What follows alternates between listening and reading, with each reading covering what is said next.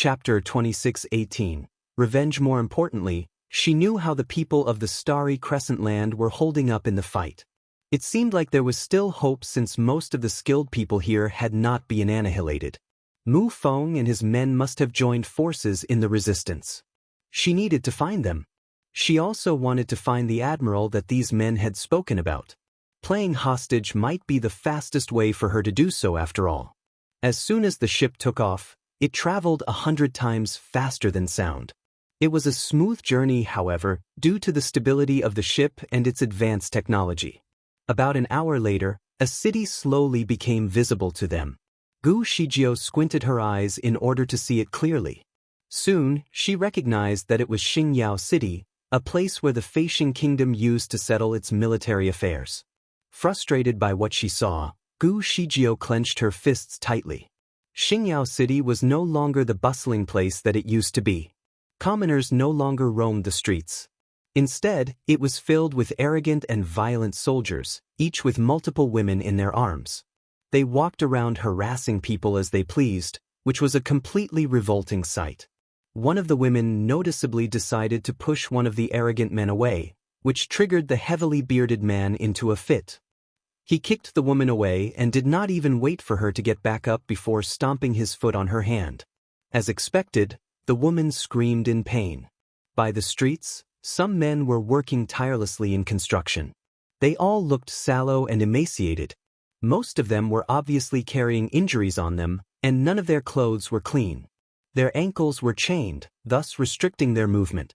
Upon seeing the woman being harassed, all of them were very frustrated by the bearded man's aggressive mistreatment. One of them was so angry that he actually launched a strike at the man. What an animal! Let her go! His level 3 spiritual power supported his spell, and a ball of bright light could be seen headed toward the bearded man. Nonetheless, the bearded man tittered at the attempt without any intention to move away. The ball of bright light was extinguished once it made contact with the bearded man's body. He did not even flinch. What a pariah! How dare you attack an officer? One of the guards pressed a button, and it seemed to put the man in agonizing pain as he fell to his knees at first and then rolled on the ground. His skin started to burn to the point where the smell of flesh lingered in the air. The Lord will be back one day. She will get revenge for all of us. In the brief outburst of anger, the man no longer held back his frustration, for he knew he would not live long. All of you are animals. One day you will get a taste of your own medicine. The Lord will not show you any mercy. With tears and blood, he shouted out loud until his voice turned hoarse. Ah, what is a lord? I bet this lady you speak of must be hiding somewhere. If she dares to show up, I will rape her on the spot and make her call me her daddy. The bearded man made an arrogant and shameless remark. While he was still laughing at his own humor, a warplane could be seen falling from the sky and crashing down at a blazing pace. In a matter of seconds, the bearded man and the team members close to him were crushed. Although they were wearing their protective clothing, there was no chance they could survive the impact of a falling craft if they were hit at a direct angle. After the dust settled, the body of the bearded man could be seen hanging at the tip of the warplane without any sign of life. On the other hand, his companions were mostly dead, if not fatally injured. The crash site was instantly filled with mourning and sorrowful sounds. As for the women, they quickly ran away as soon as the soldiers were distracted by the falling warplane. The warplane seemed to be targeted at the soldiers on the street. In fact, none of the women were hurt.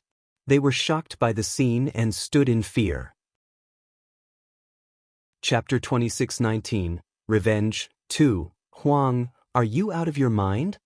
The soldiers were frustrated with their pilot for crashing the warplane. I did not press anything. It suddenly went out of control. Huang tried to explain himself in a blind panic. Something is wrong. Something is really wrong. The warplane was stationary on the ground as the conversation took place. In a matter of seconds, loud banging noises could be heard on top of the aircraft. It was the sound of frustration coming from the surviving soldiers who were mourning the loss of their dead companions. Huang did not know what to do. If he opened the door, he would surely be killed. The rest of his crew were scared too. After all, they were part of the team. As they were contemplating the consequences of staying put or opening the hatchet, the warplanes suddenly rose above the ground and started flying again. Those on the outside of the warplane slipped and fell from the vessel. Meanwhile, those on the inside were not having it any better either. They had lost their balance and rolled round in the cabin like dice. It was only after a period of time that they finally managed to get to their feet. Once they were aware of their surroundings, Huang noticed that the buttons on the control deck were moving automatically. The man was terrified as he could not see anyone there, yet the buttons seemed to be moving on their own. "It's the Lord. She must be messing with our controls." Huang was the first person to realize the problem. Nonsense. Isn't she trapped in the gossamer net? How can she possibly be controlling the vehicle? Turn on the surveillance camera. One of the men then rushed forward to press a button. The screen flickered slightly before displaying the scene in the cabin where Gu Shijio was imprisoned. To their dismay, all they saw was an empty net. The woman was nowhere to be seen. It is her. It is really her. She has gone invisible. Huang and the rest of the men started to panic upon that realization. They quickly retrieved their guns and started frantically shooting at the control deck since they knew that their weapons would not damage it. If the high-powered laser beam were to hit a person, it would surely burn a hole through their body. Without the specific medicine required to treat the wound, the body would slowly rot, turning the flesh into a pool of pus. The laser beams flashed by densely, covering every area of the control deck. If someone were really there, he or she would be pierced with holes through their body. Seeing that there was obviously no chance for anyone to escape that attack, they finally stopped shooting and looked at one another. The Lord should be dead by now, they thought to themselves. She couldn't escape such a blast. At this moment, the warship was hanging in mid-air, like a floating machine. They were about to get closer to the control deck and have a look, but a sudden announcement interrupted them. "Paging, Warplane 138. Warplane 138. Please respond immediately." A broadcast suddenly came through. The men looked up and were shocked. Dozens of warplanes had surrounded them in a siege. One of the warplanes was unusually huge, almost twice the size of their own craft. "Sir?" Huang responded in a trembled voice. "Damn, what is going on here?" A stern voice could be heard from the broadcast. It was their commanding officer that they were on their way to meet. "We had lost control of our plane for a moment. But things are all right now." "Lost control? Who was controlling the plane?" It was the woman that we captured, the Lord." "Bastard. If you had caught her, how did she control the plane? Where is she now?" "She could be dead." The conversation suddenly went silent for a moment. "Bastard. Who asked you to kill her?" The officer was obviously infuriated. "Where is her body?" Chapter 26:20, Revenge 3. We have not found the body. But we are going to look for it now. Indignant, the commanding officer was angered by the terse answer. What a bunch of idiots! Before Huang could check the area in front of the control deck, the warplane suddenly changed direction again. This time, it was lunging forward at full speed and was headed directly toward the massive warplane in front of them. "Ah! No!" The injured men in the warplane exclaimed as they were, once again, on the ground due to the intense and sudden movement of the vessel. "Bastards! What are you doing? Stop it! Stop it now! If you don't, I will shoot you down." A series of verbal abuse came through the broadcast. Huang pulled himself together and went straight to the control deck, but was immediately repelled by an invisible wizardry barrier. He was sent across the air and crashed straight into a wall. The impact almost killed him. The rest noticed how severe the situation was, so they all made their way forward and tried to take back control of the warplane. They needed to make it stop, or that would spell the end of their lives anyway. Charging forward at full speed, all of them experienced the same fate as Huang and were repelled across the cabin. "I will shoot now. Damn it. I will shoot you if you don't stop the plane at once." The commanding officer had run out of patience, and finally he authorized the shooting. The men in the cabin struggled to their feet, only to see a giant missile headed toward them. It was at that time that Gu Shijio finally revealed herself. There she stood, in a dreamy white dress right next to the control deck. Gracefully, she turned around and bid these men farewell. Bye. This was the last word they heard, and she was also the last person they saw before a blinding circle of light engulfed the warplane. The commanding officer watched as the warplane was shattered into pieces and fell from the sky. His face sank in utter disappointment. He knew the power of the weapons he possessed. The plane, as well as every person on board, would surely perish. What a waste, he sighed. He had yet to meet the beautiful Lord. His warplane was currently hundreds of kilometers away from Xingyao City, but he insisted on returning. Get us back to the city, he swiftly commanded his crew. Yes, sir. Yes, sir. 20 other warplanes responded in unison as soon as they received his command, and all of them turned their planes around and were ready to fly back to the city. Sir, aren't you going to look for the body of the Lord?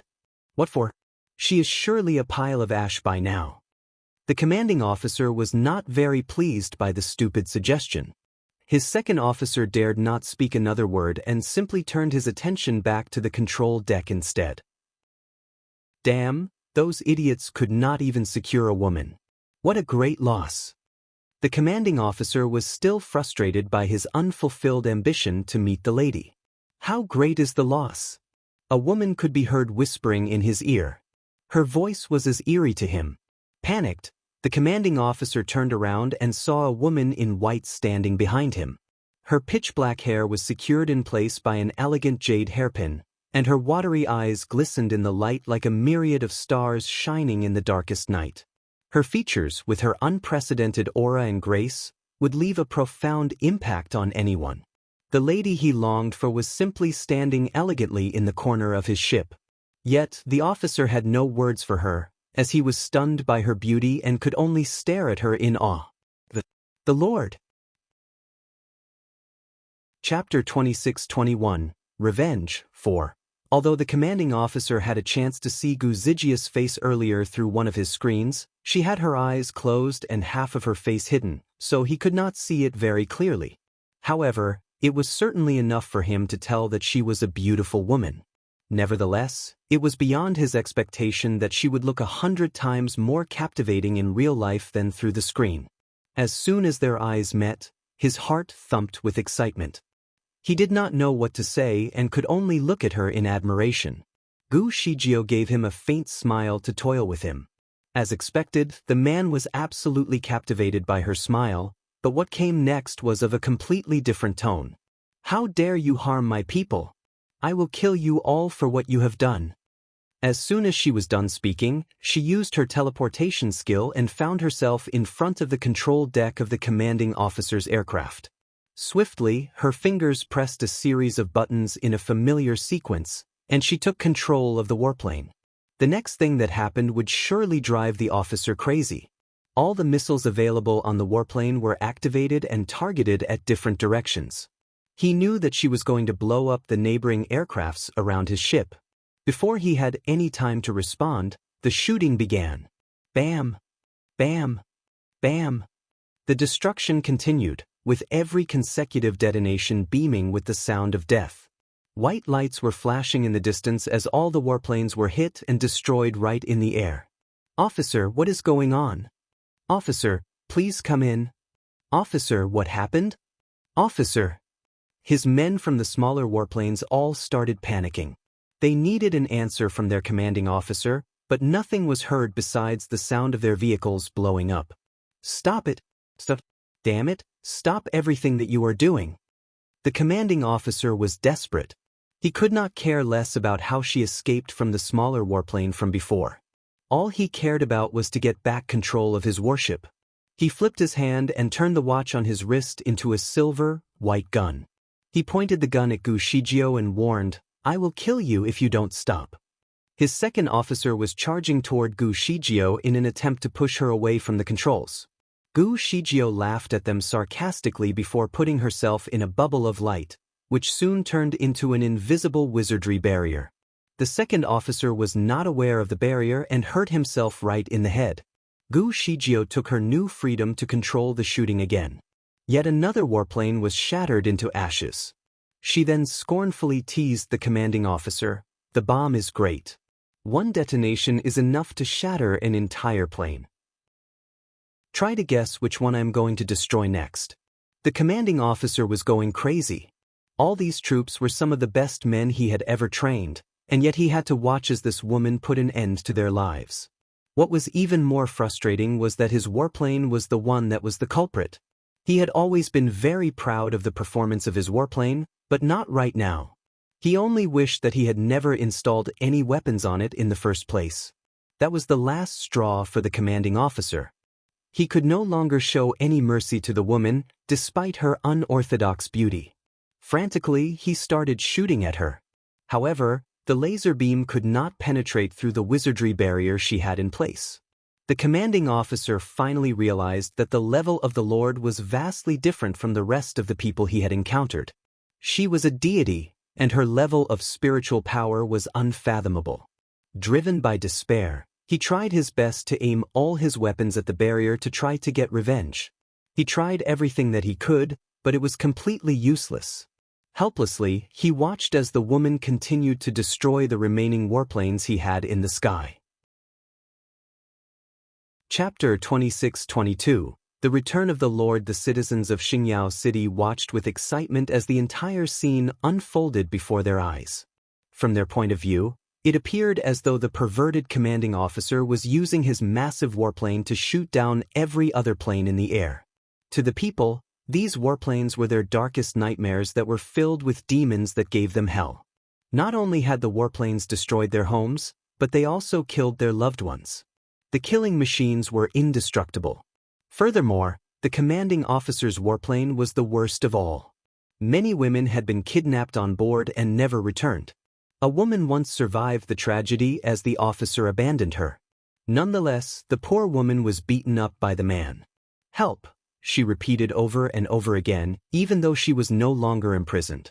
She did not survive for more than an hour before succumbing to her injuries. She died in agony. The people tried to examine her injuries and noticed that her body was covered with cuts and bruises. Her private part was badly ripped as well. It was clear that what she had been through was tragic. Therefore, if the soldiers were considered as demons, the commanding officer would be the worst of them all. The people of Xingyao City absolutely loathed him and could not wait for the day when he finally received the karma he deserved. It was no wonder that witnessing his entire fleet perish was such a joyous occasion for them. Nonetheless, they could not help but wonder what caused the feud. The massive warplane had always been surrounded by smaller ones. What changed? Even though the citizens were having the time of their life, the soldiers in charge of the smaller warcrafts were at loss of what to do. They reached out to their commanding officer requesting an explanation, but no one replied. In the control room of the large warcraft, the commanding officers felt completely hopeless. All the surrounding warplanes were no longer in sight. Perhaps his warplane was the only one left in the air. He was overwhelmed with loss and frustration, but there was no time to mourn, for the Lord had already turned her attention to him.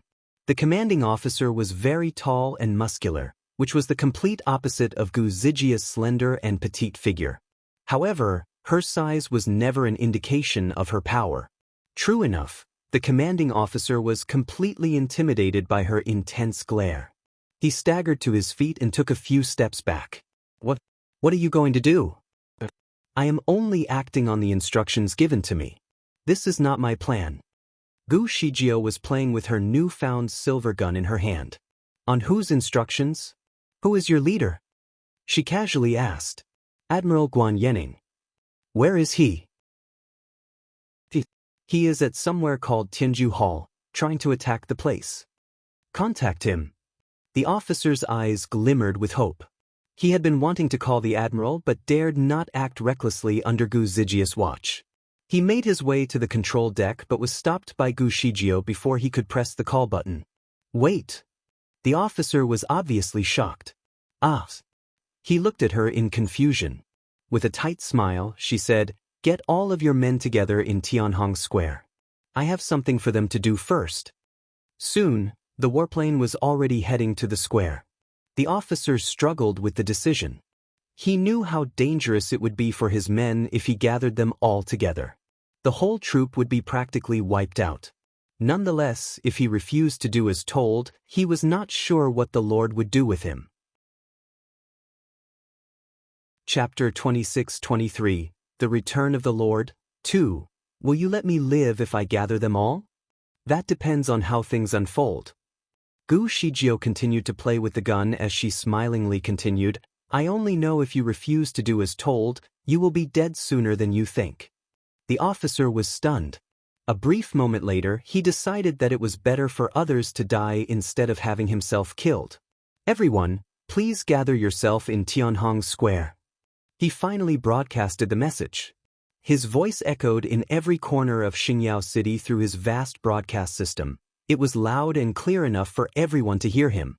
The officer was a cruel and violent man. His ruthless figure was a scary sight to his men, so they would always obey his orders. However, the shooting in the air had somehow fragmented their faith in him. Nonetheless, after much thought, they still decided to go to Tianhong Square but armed. As for the common people, they also heard the broadcast, though they were not the targeted audience. Driven by curiosity, some of them actually followed the soldiers to the square as well. Certainly, the people did not get too close to the square. On the other hand, the soldiers did not seem to care that they were being followed. The commanding officer's warplane finally stopped above the square, which was everything Gu Shijio wanted. Contact the admiral in charge, Gu Shijio finally said. The officer was not sure of what she wanted to do but was too afraid to question her intention. Swiftly, he started contacting the admiral. As these foreigners from the future had very advanced technology, it only took seconds for a man to appear on the screen. It was a 5D display, so the man looked very lifelike. It was as if he was truly standing in the cabin. The man was very tall, at least 6 feet and 2 inches tall. His body was firm and muscular, toned enough to carry his gray uniform in the finest way. On his shoulders, a line of golden badges glistened with bright lights, as if showing off his achievements. His sleeves were slightly folded too, thus revealing his strong hands. On his wrist, he seemed to be wearing something that resembled a blue spiritual stone. He had a handsome face. Surprisingly, he had the face of an Asian man. All the foreign invaders that Gu Shijio had met thus far were Westerners though they had Asian-sounding names. Finally, she was able to see someone of the same descent. The color of his sharp eyes was black, and they swept across the cabin like an eagle with keen sight. Meng Hui, who is this? He finally left his eyes on Gu Shijio. The officer's name was actually Meng Hui. He stood at attention as he spoke. She seems to be the lord of this world. The man was caught by surprise and immediately became alerted. The lord? What is she doing in your vessel? What happened? Meanwhile, Gu Shijio was waving at him. Hi. The man was dumbfounded by her carefree nature. Gu Shijio continued smilingly, You have been giving my people hell. Haven't you thought that one day you would get the karma you deserve? The admiral definitely did not see this coming. You claimed to have come from Earth, so you should be aware that everything you do comes with a price. Meng Hui, kill her now. The man ordered. Meng Hui was on the verge of breaking down. If he could, he would have killed her already. Hence, his admiral's instructions would be felt unfulfilled. Admiral, I cannot kill her. She is not afraid of any of our weapons. Meng Hui's face was pale as a sheet. As soon as he finished speaking, he took a few steps back like a timid rodent. The admiral remained unconvinced. Bastard, if you don't kill her, I will kill you. Meng Hui was struggling to respond, I dare not. Abruptly, he turned to her with 2 additional guns in his hands and started firing at Gu Shijio. He wanted to take advantage of the situation since she was not prepared. There was no wizardry barrier to keep her safe this time. So many flashes of laser beams could be seen launching at Gu Shijio all at once. Chapter 26-24, The Return of the Lord, 3. All these laser beams, unlike the normal physical bullets, traveled at the speed of light. As soon as it was launched at a nearby target, it was already considered a hit. It was the fastest kind of weapon in the world, so the commanding officer reckoned the Lord must be dead. There was a nasty grin on Meng Hui's face once he put down his weapons. However, his satisfaction did not last too long as a gun was already pointed at him from the back.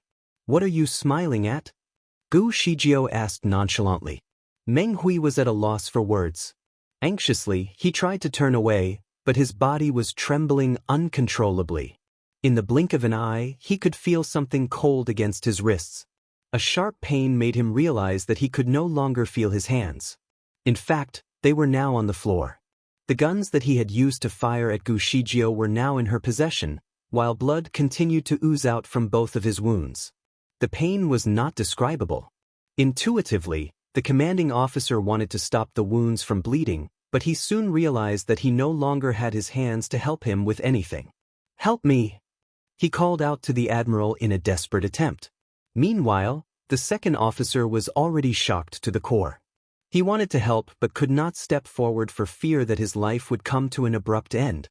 Gu Shijio pointed both of her guns at Meng Hui and his second officer. "Both of you, make your way to the cabin door." "What are you trying to do?" the admiral demanded in anger. He was clearly annoyed with Gu Shijio. Gu Shijio responded contemptuously, "You will soon find out. Boys, come with me." The admiral knew that something was not right. The Lord did not seem like someone who would show mercy to her enemies. He was sure that she would kill them. In fact, he was right. Gu Shijio pushed the two men out of the vessel and made them beg their men to save them. His men were not stupid. Upon seeing how beaten their leaders were, they did not even try to step forward. Sternly, Gu Shijio watched as the crowd contemplated their next move. Meng Hui was infuriated by the men's lack of loyalty. In good times, these men were the ones who often showered him with undivided attention. Now that he was in great danger, none of them stepped forward to help. He could not help but curse at the cowards. Unfortunately, he never had the chance to finish his sentence as a laser beam had punched a hole through his head. His second officer did not escape death either. He was killed before he could even retreat. "There is an intruder who has just killed our commanding officer. We must avenge him." The men refused to save the officer's life but were brave enough to fire laser beams at the intruder after the death of their leader. Gu Shijio kicked the second officer's body to shield her from the impending laser beams before teleporting to safety. In the next second, she found herself mid-air, above the people shooting at her, and started shooting at them with both her guns. It was a brutal slaughter. Her shooting was accurate and precise. Every shot took at least one life. She was too fast and ruthless that none of the soldiers could escape. They tried to shoot at her, but none of them managed to hit her. There were about 300 soldiers in the square, but none of them survived the massacre. Their bodies could be seen lying around in pools of blood. "My lord! Oh, it is the Lord! The Lord has returned! My lord!" Some could be heard sobbing in excitement as they called out for the Lord. "My lord, you are finally here. Our starry crescent land is safe." Hope had finally returned as the people watched the massacre from far behind. Never had they expected that Gu Shijio would show up at the very last moment. Their hearts were filled with immense joy and delight. Tears of joy and relief started rolling down their eyes involuntarily. Chapter 26-25. The Return of the Lord. 4. Once Gu Shijio was done with the soldiers, the people of the starry crescent land all ran forward and knelt before her. By that time, they were all weeping uncontrollably. From that simple act alone, Gu Shijio could clearly tell the suffering that they must have gone through while she was away. The tragic sight pained her. Perhaps, if she had returned within the given time that she was supposed to, the place would not be doomed with this unfortunate incident. She took a deep breath before making an announcement. "Yes, I am back. I will ask those foreigners to compensate you for all the pain that you have gone through, and I will bring peace back to land." As soon as she was finished, she turned around and returned to the warplane. In just that brief moment, the news of the return of the Lord was widespread to every corner of starry crescent land. The news had certainly come as a comfort to the brave souls who were still fighting valiantly to protect their land. They were tired and in despair after holding on for so long, but the news came as a powerful boost to their motivation. Their fighting spirit had returned once more. "The Lord is back and we shall be saved," they thought. The people of the Starry Crescent Land were hopeful again. The Admiral's display was still active in the cabin. He looked at her sternly in the eye and said, "How did you know how to use our weapons? Are you one of us?" Gu Shijio did not answer his question, but instead took full control over the warplane and slowly raised it into the air. "You are not from Earth, are you? You are only pretending to be one of them," she challenged. "Don't we look like humans from Earth?" He seemed to have been caught a little surprise.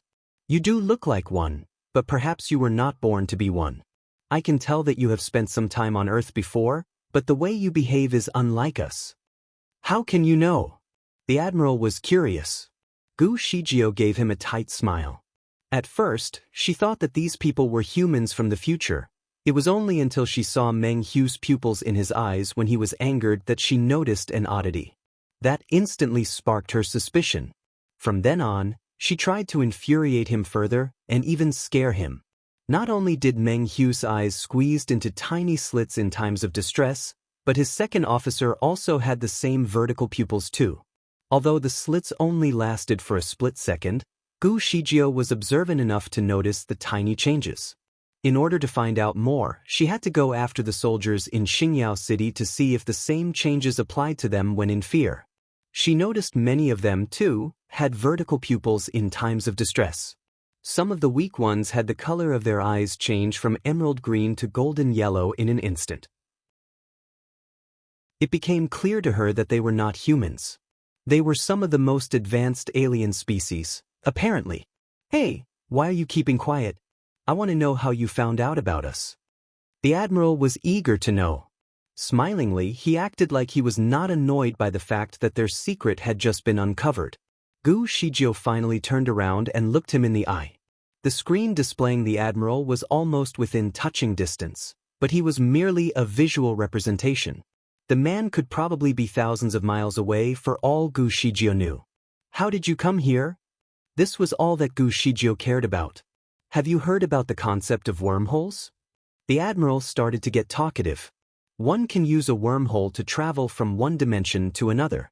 In fact, one can even travel from one time frame to another. In other words, the whole universe was all but a huge playground for them to roam around freely with the help of the wormholes. They even had the ability to break through the confinement of time and travel from one era to another. Gu Shijio frowned a little as she recalled an article that she once read from a magazine talking about the possibility of Earth being visited by some advanced alien species, which was further reinforced by some undecipherable pieces of evidence that these creatures had left behind. It was not strange for the Starry Crescent Land to have some alien visitors, but she could somewhat tell that there was more behind what she had just heard. Chapter 2626. The woman was absolutely brilliant. The Starry Crescent Land had never been visited by the beings from outer space before. In fact, high up in the skies, there was a unique barrier shielding the land from any invasions by alien species. Her time-traveling experience from the future was a very rare case. Certainly, what happened with Long Fan and Long Sai was one of the rare exceptions as well. The thought of being able to use wormholes to travel through space and time was certainly troubling to Gu Shijio. With this revelation, she started thinking that all the so-called coincidences that she had experienced did not just happen without an apparent connection. There seemed to be someone behind the scenes, secretly controlling the sequence of every event like a puppeteer. The Firmament Stone once told her that a lord was not allowed to leave the Starry Crescent Land for more than 6 months. Otherwise, unfortunate events would unfold. This time around, the unfortunate event was the invasion of these aliens, which seemed to be some advanced species from another planet. Could the culprit behind all these plots be the man who was disguised as Zhu Duqing? While Gu Shijio was still deep in contemplation, the Admiral still had his eyes locked on her. It was clear to him that she was baffled by what he had just shared. With that thought in mind, he started laughing out loud. "What is your name?" he suddenly asked in a rather seductive tone. Gu Shijio simply ignored him and continued to maneuver the warplane. The Admiral was quite impressed by her skills. "You came as a surprise to me. When people talked about you, I honestly thought that you were just a con with glorified stories." "What an idiot," Gu Shijio replied sarcastically. Is the Lord allowed to speak so maliciously? He sounded surprised. I have a handful of spiteful remarks for you. Are you interested to hear more? You are truly unbelievable. The Admiral sighed. That is because your brain's capacity is too underdeveloped to see anything coming from me. The conversation had temporarily come to an abrupt end with that final nail in the coffin. The Admiral remained silent for a while before he uttered another word. Where are you going? He suddenly asked. I am looking for an open space so that we can have a proper fight. How did you know I was coming for you?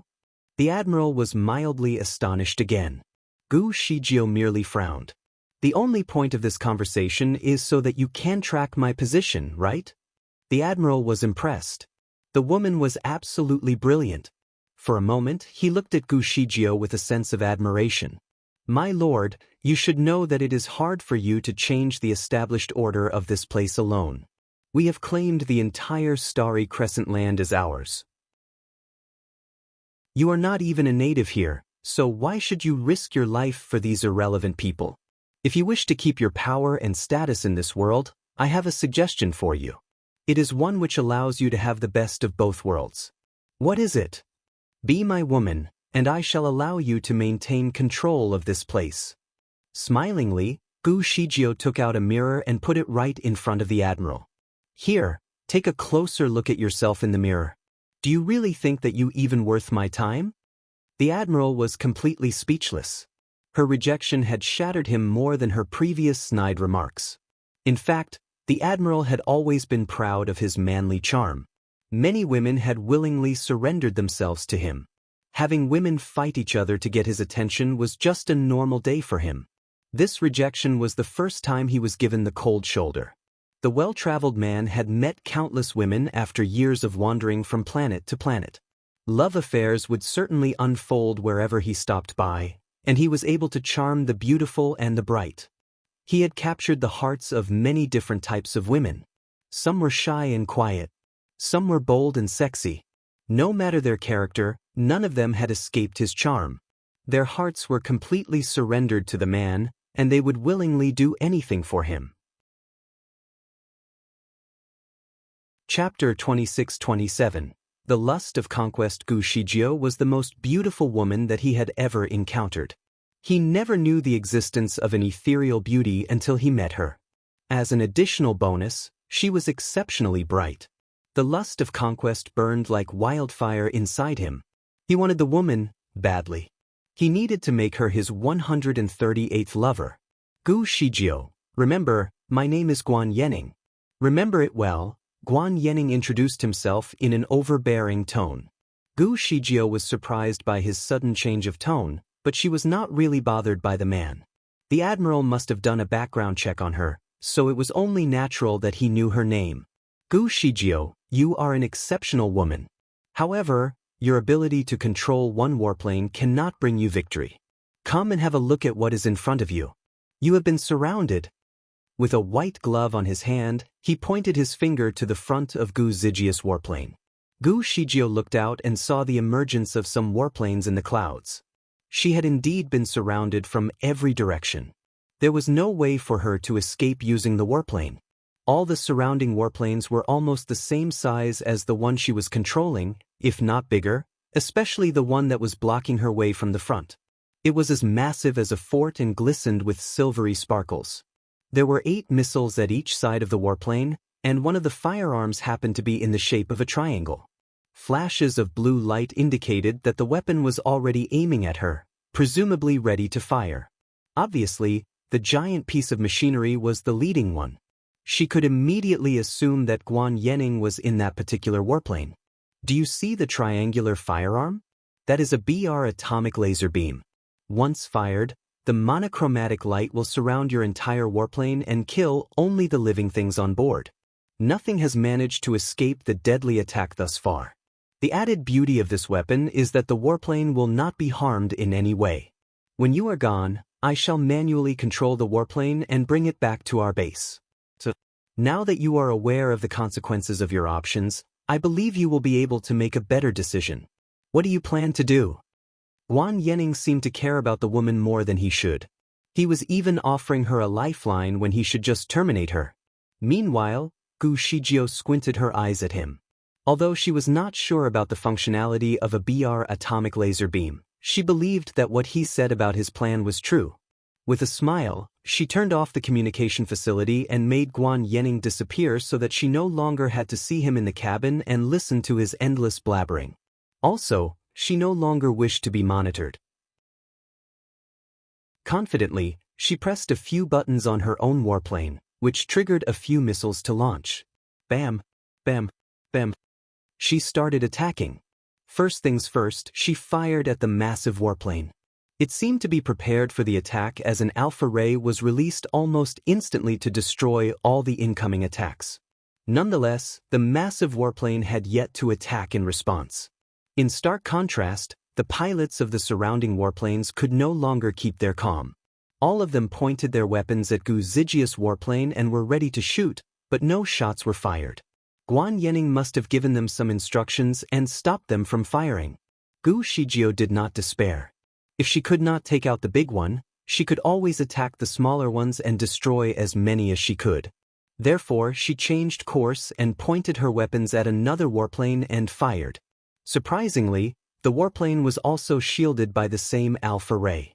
The defensive system was extraordinary and could protect the neighboring warplane from all the strikes.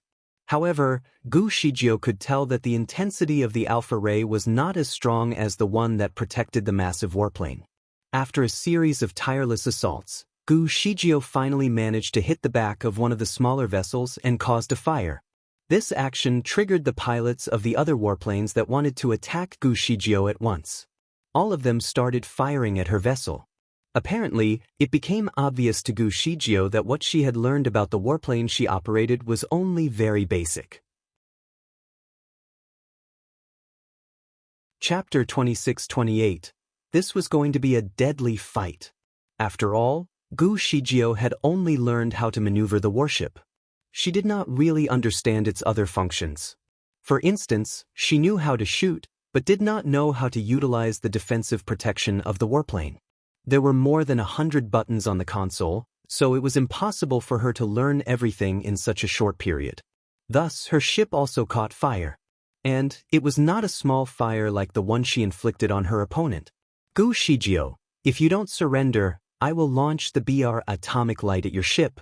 You will not even have the time to regret your decision. I will count to 3. The sound emerged from a speaker inside Gu Zijia's ship that blared the voice of Guan Yening. Gu Zijia's response was to raise her hand and destroy the device. As it was too late for her to learn the controls now, she drove her own ship right into the lead warplane like a meteor. This was going to be a deadly fight. Guan Yening had never seen such a talented person that was not afraid of death. Although his warship was much bigger than the one that Gu Zijiu piloted, if it was hit by the momentum of a meteor, it could also crash and fall. And even if it did not fall, the ship would surely be damaged. If Guan Yening's ship was to get damaged on this planet, it could not be repaired as they did not have the specific equipment needed. Therefore, Guan Yening had always been very good at protecting his own ships. His character was likened to a junior president who just bought his first luxury car. Even a few tiny little scratches would surely cause him to feel distressed. He was nervous and started to shoot at the incoming warplane. However, since he still wanted to catch her alive, he was aiming for the control panel of her ship because if he could somehow deactivate it, there would be another set of controls that would be activated on his ship that would allow him to control the plane. If it were not the last resort, he would prefer not to destroy the incoming ship. After all, in this world, every ship was a powerful weapon. Firing at Gu Shijio with the hope of not having to destroy her ship, he watched as the warplane swayed violently but suddenly came to an abrupt stop. He succeeded. Guan Yening raised his eyebrows slightly and immediately turned on the remote control system. He took control of the ship opposite his and then reactivated the 5D dialogue device. His figure reappeared on the ship at once, and he scanned the place to look for Gu Shijio, only to find that she had disappeared. Guan Yening was speechless. In a frenzy, he wanted to turn on the various monitors on her ship remotely, but alarms sounded on his own ship. Quickly, the man turned back and noticed that a white light illuminated behind him, showing Gu Zijia's image. The woman actually snuck onto his ship. Guan Yining's facial expression changed, and he quickly raised his hand and pressed on a button that activated a layer of protection over the console of the ship and covered him and his subordinates on the ship. Gu Shijio had cast a spell to make herself invisible, but she did not expect this ship to have such high-end equipment that could reveal her presence. The cover that Guan Yining had made did not crack at all even after she took 2 shots at it in quick succession. It must be tough to destroy. This time, she used her own palms to break the protective layer. The power of the great deity was not the same as the weapon that she had used before. Although it might not be able to destroy the world, it actually shook the entire ship and almost plunged it into the sea. The admiral was obviously dumbstruck. He did not expect human beings to be able to exert such a strong force with their bare hands. Meanwhile, his people desperately tried to control the ship to stabilize it in the air. Fortunately, his layer of protection was strong enough to keep them safe. Otherwise, her 2 palms could definitely turn them into meatballs. This power was more deadly than he ever expected. Chapter 26-29. This was too scary. Guan Yining was stunned by the immense power he witnessed Gu Shijio exert on the ship. Over the past year, he had toiled with many male masters in the starry crescent land. Several of them were skillful enough to destroy one of his small warships. That act alone had already impressed him a lot. Nevertheless, no matter who the great admiral encountered, none of them were capable enough to enter into his ship. In fact, they could not even come close as they were always suppressed by his array of weapons. Now, a small group of those people who dared to challenge him had hidden in Tianju Hall, and a wizardry barrier protected them. Fearing the power of the enemy, the admiral was certain that they would not choose to leave Tianju Hall anytime soon. Guan Yining had been attacking the wizardry barrier there in order to conquer the men who dared to challenge him. However, the barrier stood firm no matter what method he used. He had spent a reasonable amount of time analyzing the composition and structure of the wizardry barrier but did not come up with any useful information as to how to take it down. In the end, he just chose to destroy his other targets in order to lure the people out of Tianju Hall. Besides, he believed that those people would come out one day. After all, the resources that they had available inside the barrier would be exhausted sooner or later. The size of the wizardry barrier that secured the place was hardly anything to brag about. Therefore, Guan Yining estimated that the resources inside would not be able to sustain the hundreds of people there for long. Whenever one of them attempted to leave, he would make sure a ship was prepared to enter and slaughter every last person inside. By his estimates, he expected a breach in the wizardry barrier within a month from when it was formed. Nonetheless, it had already been 3 months, and he had not seen anyone come out. The admiral grew anxious and wondered how long it would take him to tear down Tianju Hall and be the rightful ruler of the starry crescent land with no one else left to challenge him. But just then the Lord showed up. Gu Zijia's sudden emergence had changed Guan Yining's plans. He was under the impression that if he could catch their leader, these peasants would eventually surrender themselves. Unfortunately for the admiral, it was completely beyond his imagination that the Lord would be so powerful. Guan Yining had thought that he had possessed the most modern equipment in the starry crescent land. Since he had a bigger gun, he believed he could control everything. He would simply attack anyone that did not submit to him and destroy them. Who would have guessed that he would have met his match along the way? Even though the admiral did not use to believe in immortal beings, he was certain that the person in front of him definitely fit the bill. Prior to this, Guan Yining used to believe that immortals were simply aliens with special abilities and that they had been wrongly exalted by fools who could not tell them apart. Watching Gu Shijio hijack his ship and use her bare palms to cause more damage to the barrier that he had in place compared to his own modern weapons, he realized that it was time for him to believe that immortals really did exist. The revelation was pounded into his brain repeatedly as Gu Shijio continued to destroy the unprotected areas inside of his warplane. Technically, the inside of the warplane was designed to be just as strong as the outside. No guns could destroy it. Hence, watching Gu Shijio tear it apart with her own hands hit him to the core. This was too scary. In fact, Guan Yining did not care about being a gentleman anymore. He pressed a few buttons on the console, which released a toxin that could destroy all living things in the cabin. The toxic sprayed in the cabin like rain and covered almost every spot. He quickly looked to see if Gu Shijio would be affected by the toxin, only to find that the woman in white had suddenly disappeared. Guan Yening and his subordinates remained silent, but deep in their thoughts, they wondered where the woman went. Although they were protected from the toxins, they did not dare to step out of the barrier until the toxic had evaporated entirely. From where they stood, Guan Yening attempted to check the monitors of the other cabins in his ship to see if Gu Shijio had somehow repositioned herself.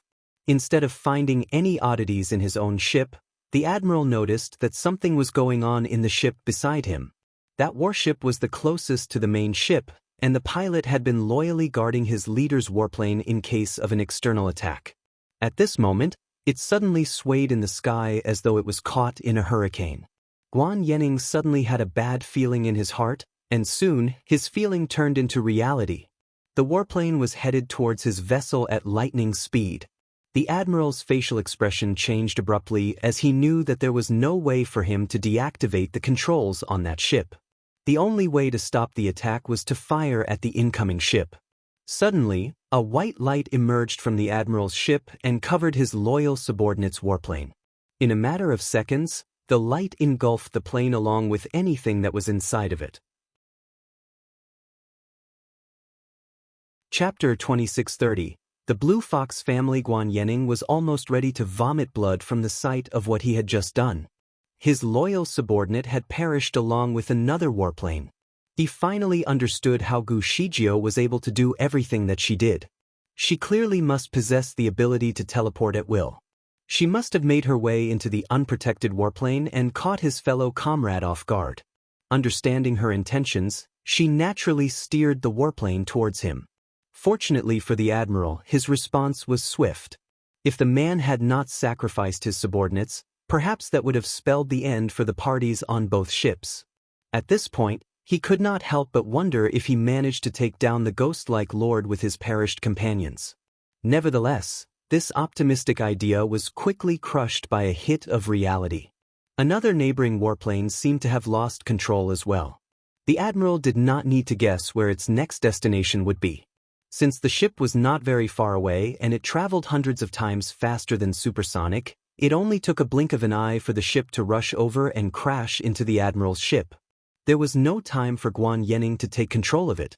Therefore, he had to fire at it again and disintegrate his own warship into dust. The admiral was now even more distressed than before.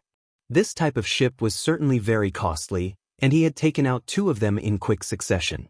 Once a ship was destroyed, it meant that this firepower available here was also reduced. The only way to assemble more warplanes was for the admiral to return to his original planet and time frame to retrieve one.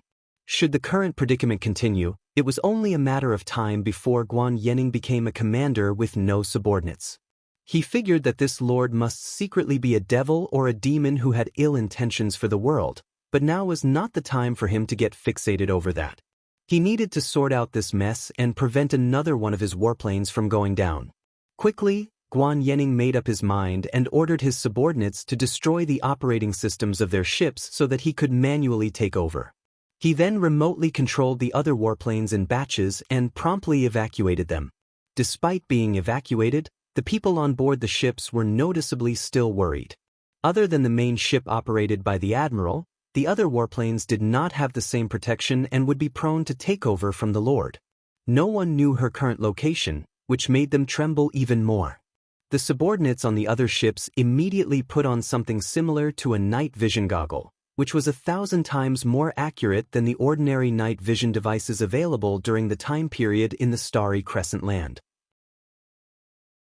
As long as Gu Shijio had heat radiating from her body, there was no way that she could hide even with her invisibility spell.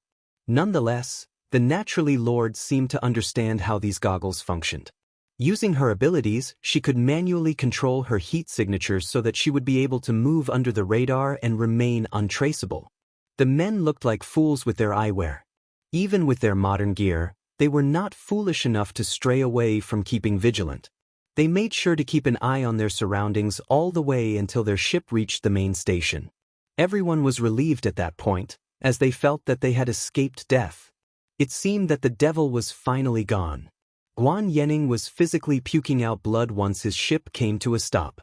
8 of his warplanes, along with nearly 50 of his loyal soldiers, had been taken down. They were all gone. When he got off the ship, he could barely keep himself together. However, that did not stop a soldier from running over to him. "General, the king of Blue Fox family wants to see you." Guan Yening was utterly miserable, and he had a feeling that things would be about to get worse. "What does he want?" "Tell him that I am exhausted. I am not going." The king said that he knows about the Lord. Guan Yening paused and finally turned around. "Where is he? Take me to him." He followed the soldier and strode forth angrily. Little did he know that Gu Shijie was tailing him all the way. Understanding ourselves and knowing our enemy can only increase our chances of winning a battle. She still knew too little about this group of people, and the best way to learn more was to explore their nest. After surveying the place briefly, an impulse hit her. She had been here before. This was the territory of the Blue Fox clan. Had these aliens conquered them? What about the king of Blue Fox family? What about the people? Had they been killed? Chapter 2631, The Blue Fox Family, 2. The Blue Fox family had always been an exceptional existence in the Starry Crescent Land. Due to their unique nature, they were generally very cautious of who they married and had a particular way of practicing. Every member of the clan was very skilled, but they would always be mysterious and keep a low profile. The Blue Fox clan was also known to have a mysterious wizardry barrier that could prevent any outsiders from breaking into their territory. Gu Shijie was invited by Lan Weihu to go in once, so she had seen the place before. The architecture on the inside was completely different from anything that she had seen before. Many buildings looked like pyramids that were equipped with a lightning rod at the top. When she first saw it, Gu Shijie wondered if the Blue Fox clan was somehow linked with the Egyptians. Nonetheless, that question was answered rather easily since all the members looked Chinese. Hence, she did not bother to pursue that idea any further. Knowing the heritage and mysterious power possessed by the clan, Gu Shijie thought that the Blue Fox community would be the last to collapse in the Starry Crescent Land. She never expected the place to become Guan Yening's residence and even host the other outsiders. Using her spiritual power, Gu Shijie levitated into the air to have a better look at her surroundings. She found that the pyramid-like structures of the Blue Fox family still existed, and each of them stood as orderly as before. It did not look like the place had been taken over through any sort of battle. Besides noticing the pyramids, she also saw Admiral Guan Yening walking hurriedly with a soldier next to him. She squinted her eyes slightly as she just could not believe how freely he traveled around the place. It would only take her a minute to shoot and kill Guan Yening on the spot. But would she want to shoot? She pinched her fingers together to prepare herself to cast the necessary spell in case she decided to go through with it. Just then she heard Guan Yening curse, "Does Lan Yu really think he is the king of this place? I'm so tired and he still expects me to go over." Gu Shijie was caught by surprise, and her body went stiff at the remark. She also loosened her fingers in her sleeves. Lan Yu, the current king of the Blue Fox family, was once the fiancé of Lan Weihu. He had competed with Yenchen to get Lan Weihu's heart, but after that, he gave up and returned to the Blue Fox clan. Gu Shijie had previously befriended him. After several activities together, she had quite a good impression of him as she felt that he was a person who was good at judging situations. She would not be too surprised to find out that this man was the culprit behind all this mess. But how did Lan Yu get involved with Guan Yening? And why did the admiral refer to him as the king? She bit her thin lips and followed the two men to learn more. The territory that belonged to the Blue Fox clan was vast. It was almost the equivalent of a small country, with a radius of about 5,000 or 6,000 square kilometers. Remembering the layout of the place, Gu Shijie could tell at once that Guan Yening's residence was built in the most central position of the land that belonged to the Blue Fox clan. Gu Shijie remembered that this place used to be a huge empty square land. It was the place where the Blue Fox people came to worship. The square was about 100 kilometers wide, and the end could not be seen. The square tiles that paved the floor were covered with a kind of sapphire. At that time, The square was very eye-catching. But the main attraction was the jade blue foxes that surrounded the place of worship. The jade blue foxes were huge and came in different shapes and sizes. Each one was at least a few feet high. Although their postures were different, all their heads were raised up high as if they were looking up at the sky to worship their creator. Whenever the blue fox people had their prayers, they worshipped these jade blue foxes. Lan Wei, who used to explain to Gu Shijio that this was the totem of the blue fox family, and asked her if they were beautiful. Gu Shijio did not feel that they were very beautiful per se, but she did find them a bit strange. The fact that they were all looking to the sky was another mystery that she pondered as well. Of course, the carving and posture of these jade blue foxes were a lot more high-end than the typical stone statues. Since it was a totem of the family, Gu Shijio merely observed it from a distance and did not pay too much attention to them. Chapter 2632, The Blue Fox Family, 3. Back then, Gu Shijio could also tell that there was a mysterious magnetic field on the square, but she could not sense what the mystery was at the time. After she left the Blue Fox clan, a series of events happened to the group, but she did not pay much attention to it. Nonetheless, she still had a deep impression of the place and remembered the general layout here well. Now, the sapphire tiles in the square were still there, but the jade blue fox sculptures had disappeared. Instead, they were replaced by an extraordinary dome-shaped building. This structure had 8 metal spikes on the top of it as well as a fox's face. The materials used to build the structure were also something that Gu Shijio had never seen before. It was like a very new type of composite material that was blue in color like water under the sun and was not made of soil or gold. Gu Zijia's line of sight fell on the face of the fox on top of the structure, which looked similar to the blue fox's totem that she had seen before. At first glance, she could tell that this building was newly built. Perhaps, it was a gift from Guan Yenning's people. After all, the material of this building did not belong to this world.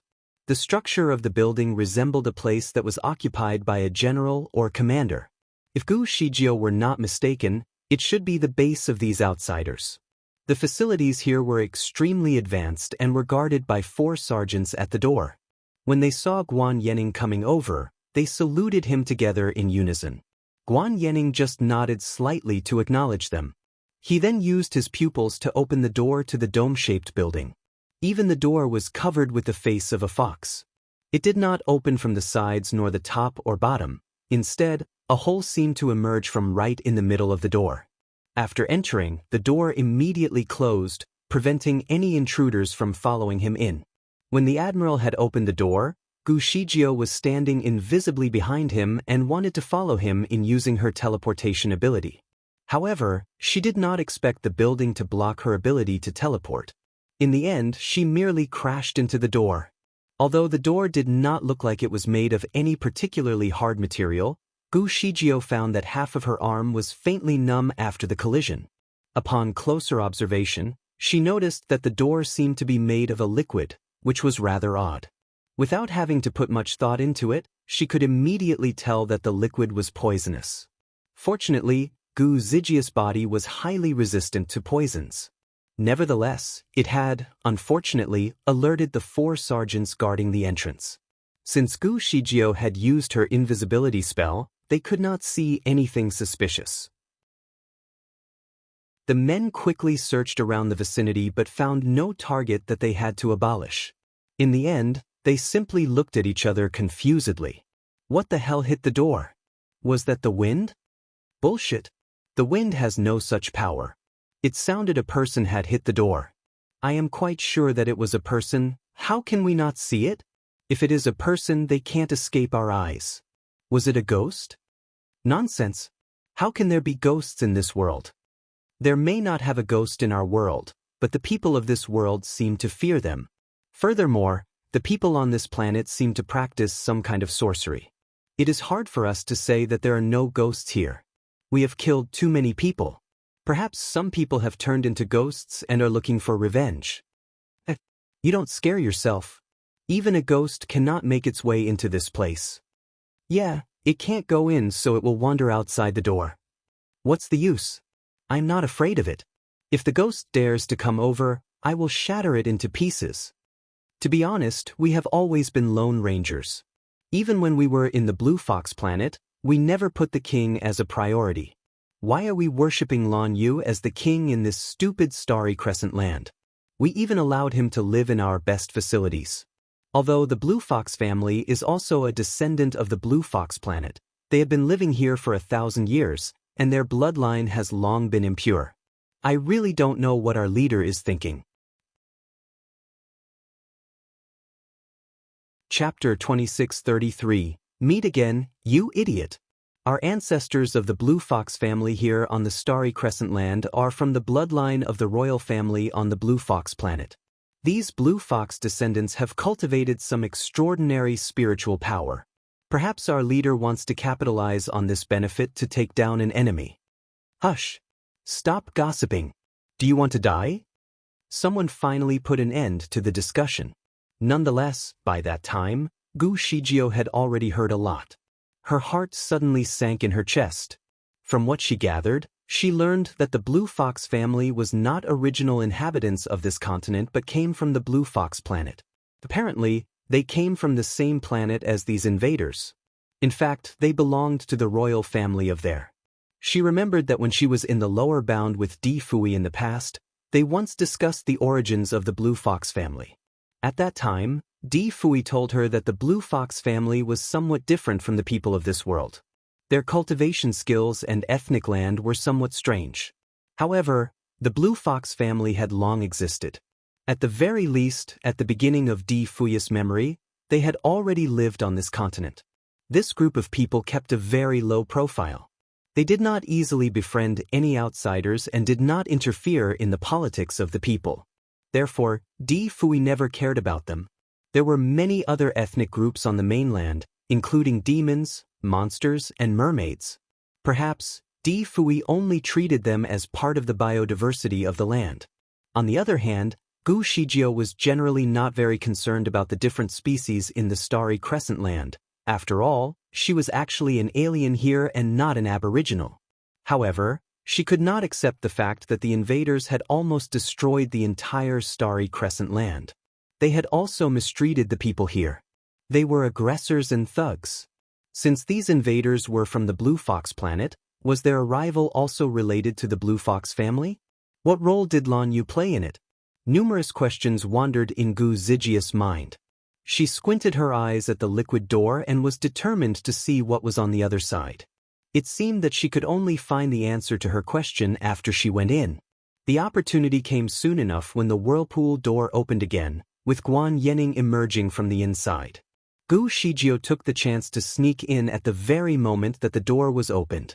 Guan Yening felt a faint breeze that passed him. It smelled like grass and trees. There were many other concerns on the Admiral's mind at that moment, so he did not pay too much attention to it. He merely gave a few orders to the soldiers at the door and then abruptly walked away. Meanwhile, Gu Shijio had finally got to see the inside of the dome-shaped building with her own eyes. The layout was huge, and the entire place seemed to be made out of a unique soft metal. As she walked along the corridor, she could see a row of separated rooms. The color of the corridor was slightly blue as well. The entire experience made Gu Shijio feel as though she was entering into an alien spaceship. All the materials were unfamiliar to her. She touched it with her fingers to try to get a feel of it and realized it was very similar to the interior of the warplanes from before. The main obvious difference was the color scheme. There were also a lot of cameras in the corridor equipped with night vision mechanisms that could reveal any living things that walked by. Since Gu Shijio was familiar with this device from the aircraft, she managed to adjust her body to the temperature to match that of the surrounding walls so that she could stay under the radar. The further she ventured, the more she discovered. It seemed that not everything inside the dome was made of metal. After a few twists and turns, Gu Shijio found a place that looked very similar to a garden. There were flowers and grass in the garden, and there were even small bridges connecting different pathways. Of course, the flowers and plants here were also unlike any other that she had seen before. Even the flowing water in the area was accompanied by a milky fragrance. Although she wanted to explore the place further, Gu Shijio suddenly stood still when she saw a person in the garden planting something.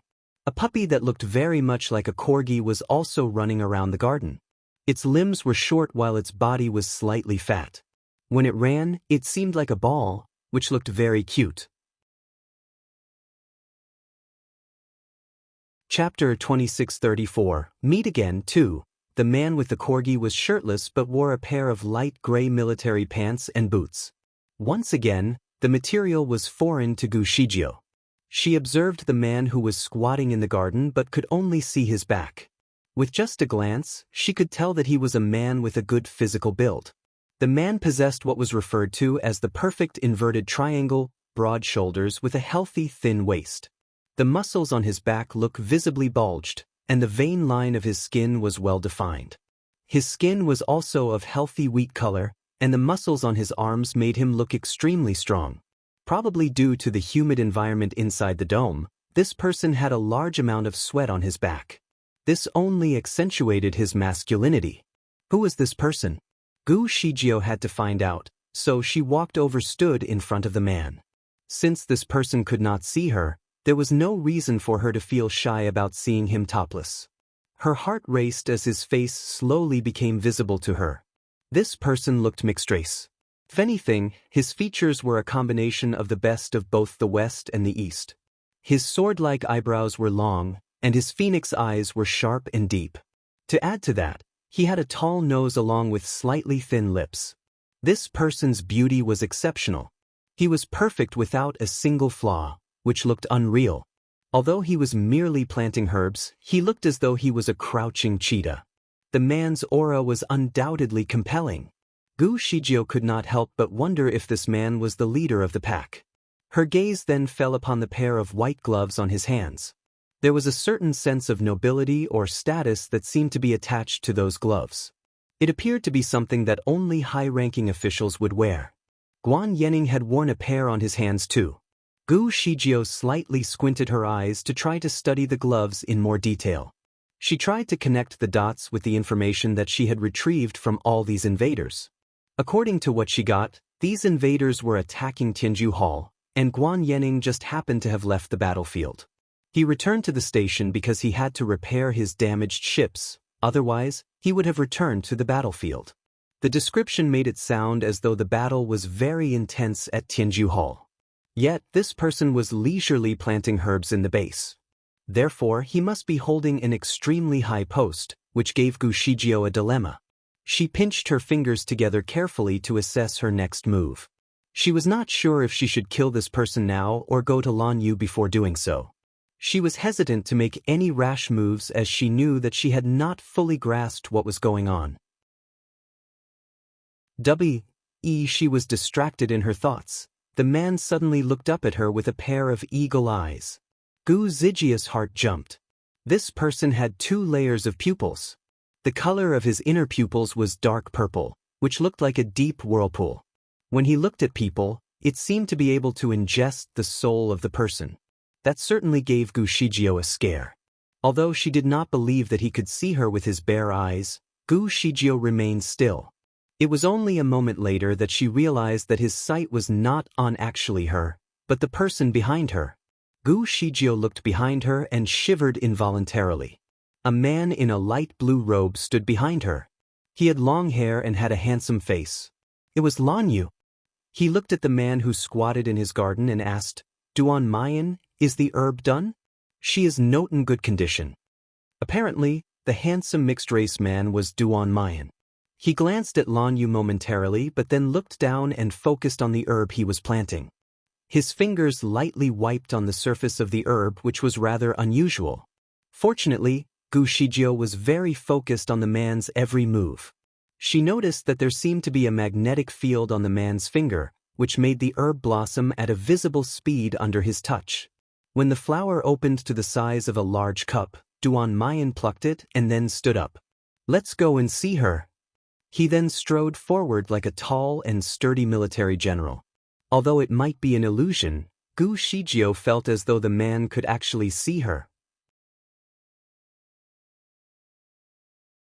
Chapter 2635. Meet Again 3. It certainly seemed as though he saw her but then moved away. But did he really see her? Gu Shijio had this question in her heart. Fortunately, with her current abilities, she did not need to be too concerned. If he did pursue her, she was sure that she could fight or flee. Nonetheless, this person's abilities were remarkable, to say the least. He could grow a herb at will. Was he the assigned doctor for the soldiers here? And who was the person they wanted to save with this herb? These questions went around Gu Zijia's mind as she followed them to learn more. After several successive turns around the place, and a vault-like cabin appeared in front of them. Again, the hatch could only be opened from scanning their pupils. After Lan Yu opened the door, he went in together with Duan Mayan. Understanding the mechanism of the door, Gu Shijio stood closely behind them and quickly joined them once the door was open. When she saw the person who was lying on the bed, her heart stopped. A female dressed in a light gray military uniform with her hair was tied into a ponytail laid across the bed. Her chest was wounded, and her face was ashen. She seemed to be seriously injured. Although this person looked different from before, Gu Shijio could recognize her at a glance. It was Lan Weihu. She was Gu Zijia's companion and best friend back in the day when she was in Tianju Hall. She was also Yan Chen's wife. When she married Yan Chen, Gu Shijio and Di Fui hosted their wedding. Curiously, Gu Shijio wondered why she was not holding the fort with Yan Chen in Tianju Hall. Why was she lying here? And what made her dress in a military uniform? Even though she was a member of the Blue Fox family, and also a national master, she truly loved Yan Chen, and the two of them were inseparable. Even if she learned that she was a descendant of the Blue Fox planet, she would not side with these aliens to take control of the Starry Crescent land, right? What was wrong with her, anyway? How did she get into such a critical condition? As the two men walked in, Duan Mayan went straight to the bed and hung the medicine in his hand over Lan Weihu's wound. Upon squeezing the herb, some light brown liquid dripped down and fell on her injured chest.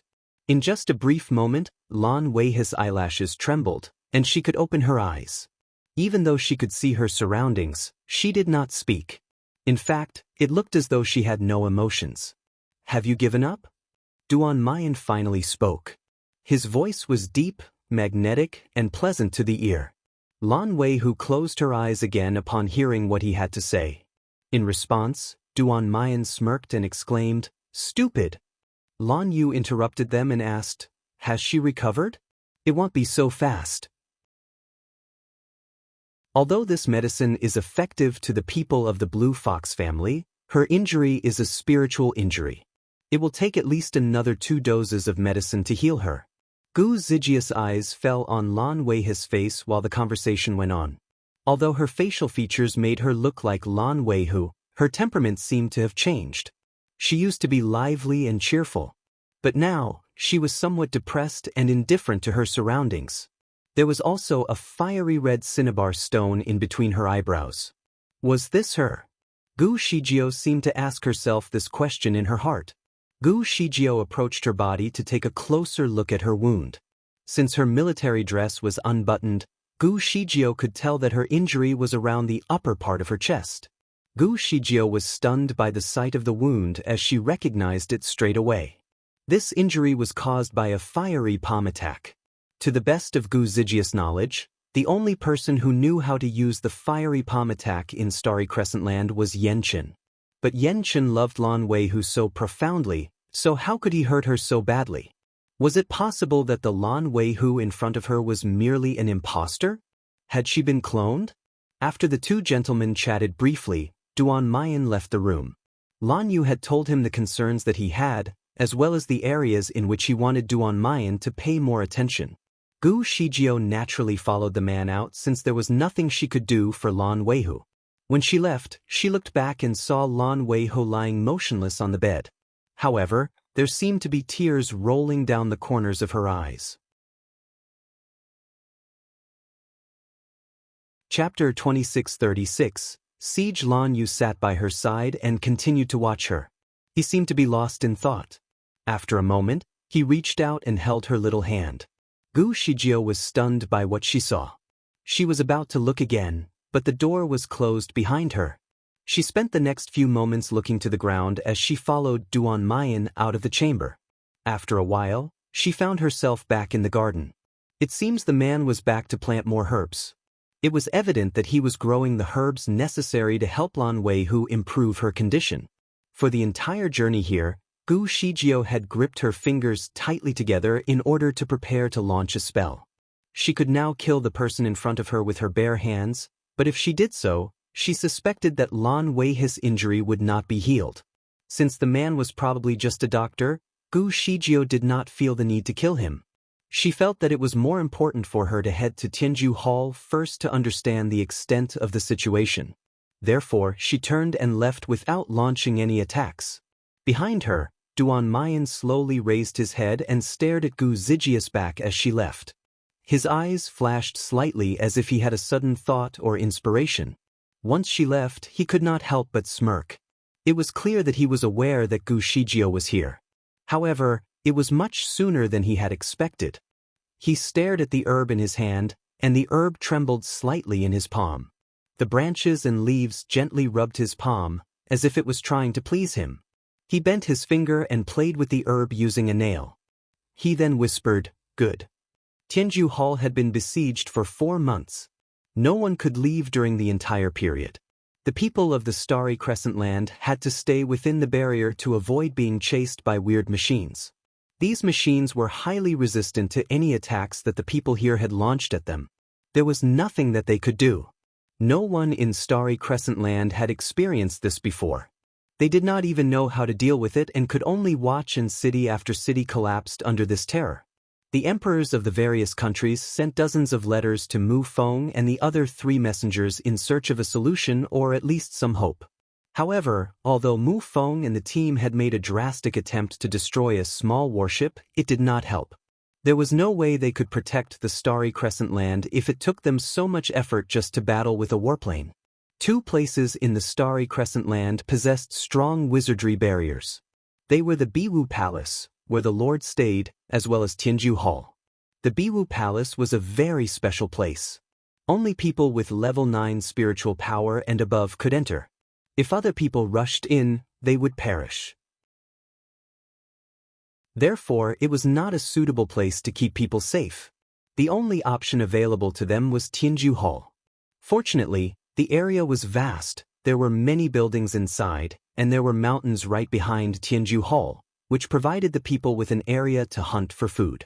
The wizardry barrier around Tianju Hall was said to be established by the Lord due to its unique geographical location.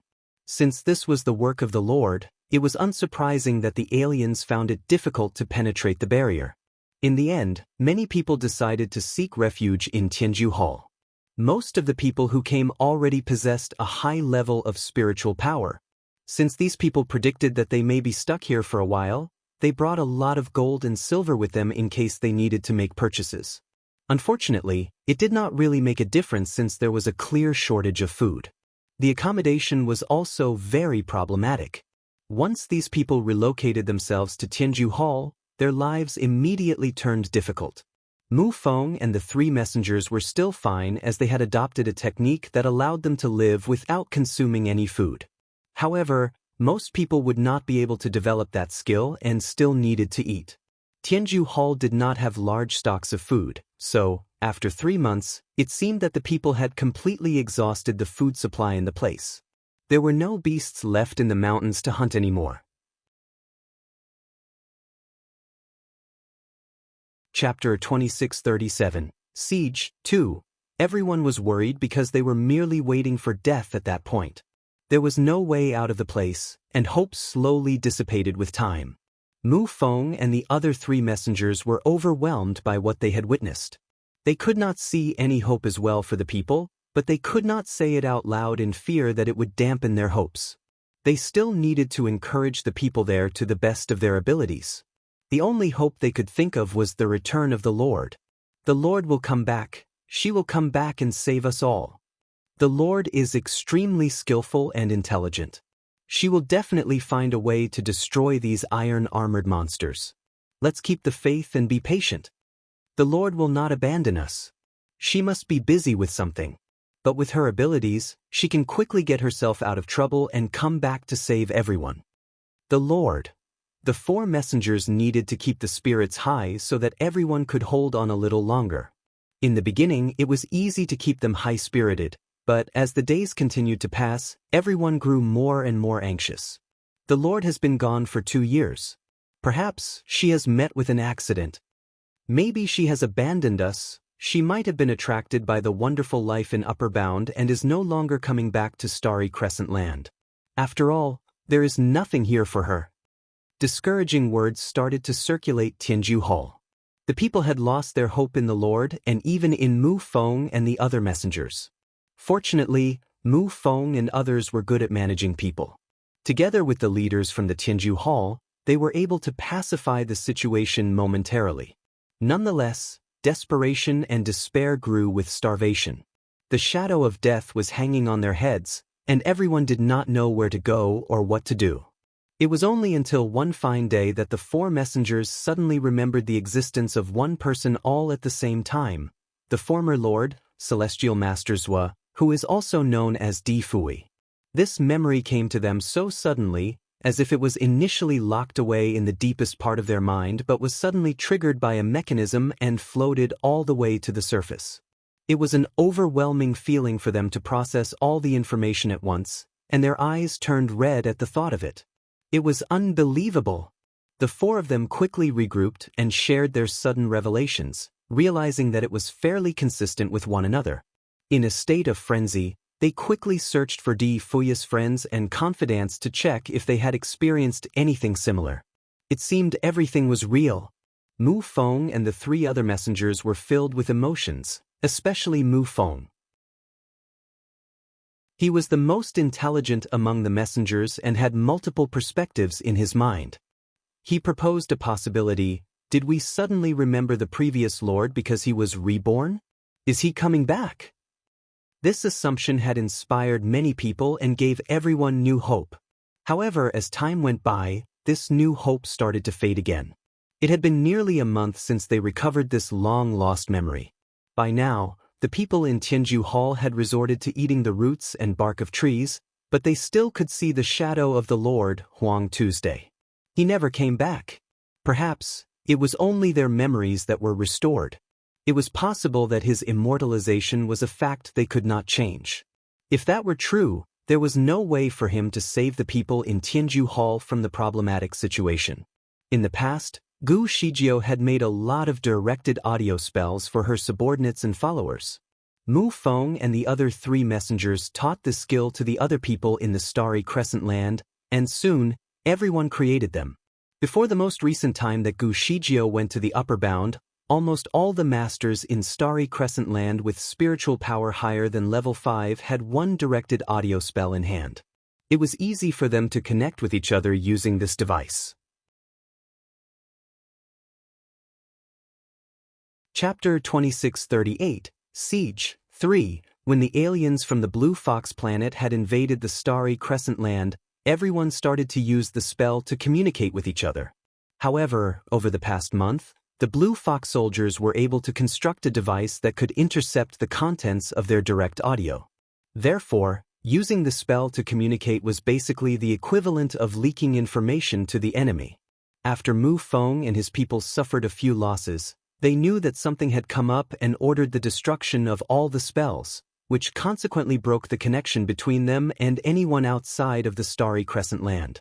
So, even after Gu Shijio returned and created havoc for the enemy, Mu Feng and the people in Tianju Hall were unaware of her presence. However, it was safe to say that they were not completely ignorant. It became apparent to them that the number of battleships that surrounded Tianju Hall seemed to suddenly have reduced by more than half, as if they had received some instructions to support a different location. The moon was bright and the stars were sparse. Everyone had been hungry for another whole day. They were generally very sleepy and exhausted due to the lack of food and nutrition. Needless to say, hope had come and gone for them. Mu Feng and the other 3 messengers stood on a high platform and were ready to encourage everyone again as they have been doing ritually. But this time, what Mu Feng was about to say was going to be slightly different. I think that the Lord is back this time. Did any of you notice that there were significantly fewer battleships outside Tianju Hall today? Everyone, please bear with us and persist for another day. I think that the Lord will be here by tomorrow. Yes, the Lord will not abandon us. She has likely been fighting outside Tianju Hall against these people. Mu Yan echoed. Ha! Mu Feng, can you stop wasting your breath? If the Lord were going to help us, she would have been here a long time ago. Why would she have us wait until we are desperate? Finally, someone dared to voice their true opinion. I agree. Perhaps the metal monsters left because they wanted to go home and rest. Either that or maybe they are going to study how to break through our wizardry barrier here. Haven't you noticed that our wizardry barrier is getting weaker by the day? Yes, at first they couldn't even shake the wizardry barrier, but now they are getting more and more powerful. There is even a crack in the barrier. The crack has been repaired. Mu Feng was quick to point that out. Messenger Mu Feng, it's not that we don't trust you.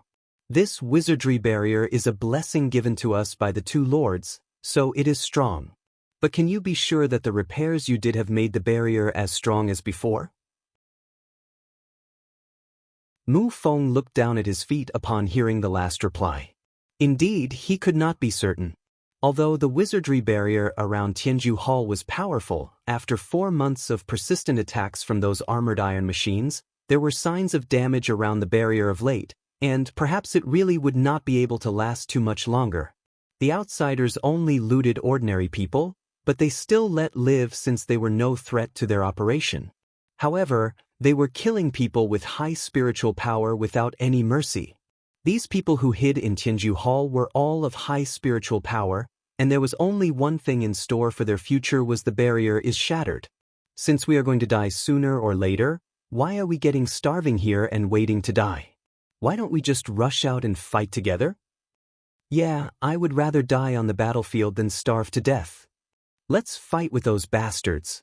It is better than dying in here without even contributing anything to the Starry Crescent land. Even if we only destroy 2 warplanes, we would have already done more than just sit here and wait to die. It was clear that the people here had accumulated a lot of negative energy from all their anxiety and hard times. They needed a form of release, and since some people in the group had suggested a fight, the rest seemed to have agreed and wanted to do the same. They had been cooped up for so long in here and just wanted to leave. Mu Feng calmly responded, "If we had a chance to win, do you think I wouldn't want to fight? Have you forgotten what had happened just 1 month ago?" Everyone remained silent after that reminder. A month ago, someone in Tianju Hall could no longer stand living this kind of trapped life and wanted to go out and get some food. After a few repeated requests, Mu Feng finally agreed to let Yenshin lead a few people with spiritual powers above level 8 to exit the barrier quietly. Chapter 2639, Siege 4. The 4 messengers did not expect the group of people who snuck out to be attacked as soon as they had passed the wizardry barrier. They were almost completely annihilated. Only Yenshin was able to return with Weihu. Back then, only a few of us had walked out of the wizardry barrier. If we all rushed out together, they might not be able to stop us. It will already be considered a success if one of us is able to escape from this calamity. Yeah, that is right. Let's not wait any longer. The remaining survivors were clearly rooting for this option. Being cooped up in this place for too long made them want to find any reason to escape. Mu Feng was also growing desperate. They had been holding on for so long, but the reinforcements had not come. It was possible that no one was going to rescue them. If that were the case, perhaps rushing out altogether would provide them with a glimmer of hope. Maybe some of them would be able to survive. But this decision impacted the lives of thousands of people, so he had to make sure that it was really a feasible option for everyone. In fact, it was very likely that the 4 of them would survive if they were to rush out of Tianju Hall. However, Mu Feng was certain that not many of the remaining survivors would make it far. These people were the hope for the Starry Crescent land. If the entire team was demolished, the Starry Crescent land would no longer have a future. On the other hand, if they did not try to escape, there was no grain of rice left in Tianju Hall to feed them. Even the grassroots had been dug up. They were bound to die of starvation if they continued to stay here. Every time Gu Shijio left the Starry Crescent land, she would request that the 4 messengers do their best to protect the people here. It was truly a dilemma for them because protecting them might also mean killing them. Whatever decision they made, People were going to die anyway. The revelation moved Mu Feng to tears.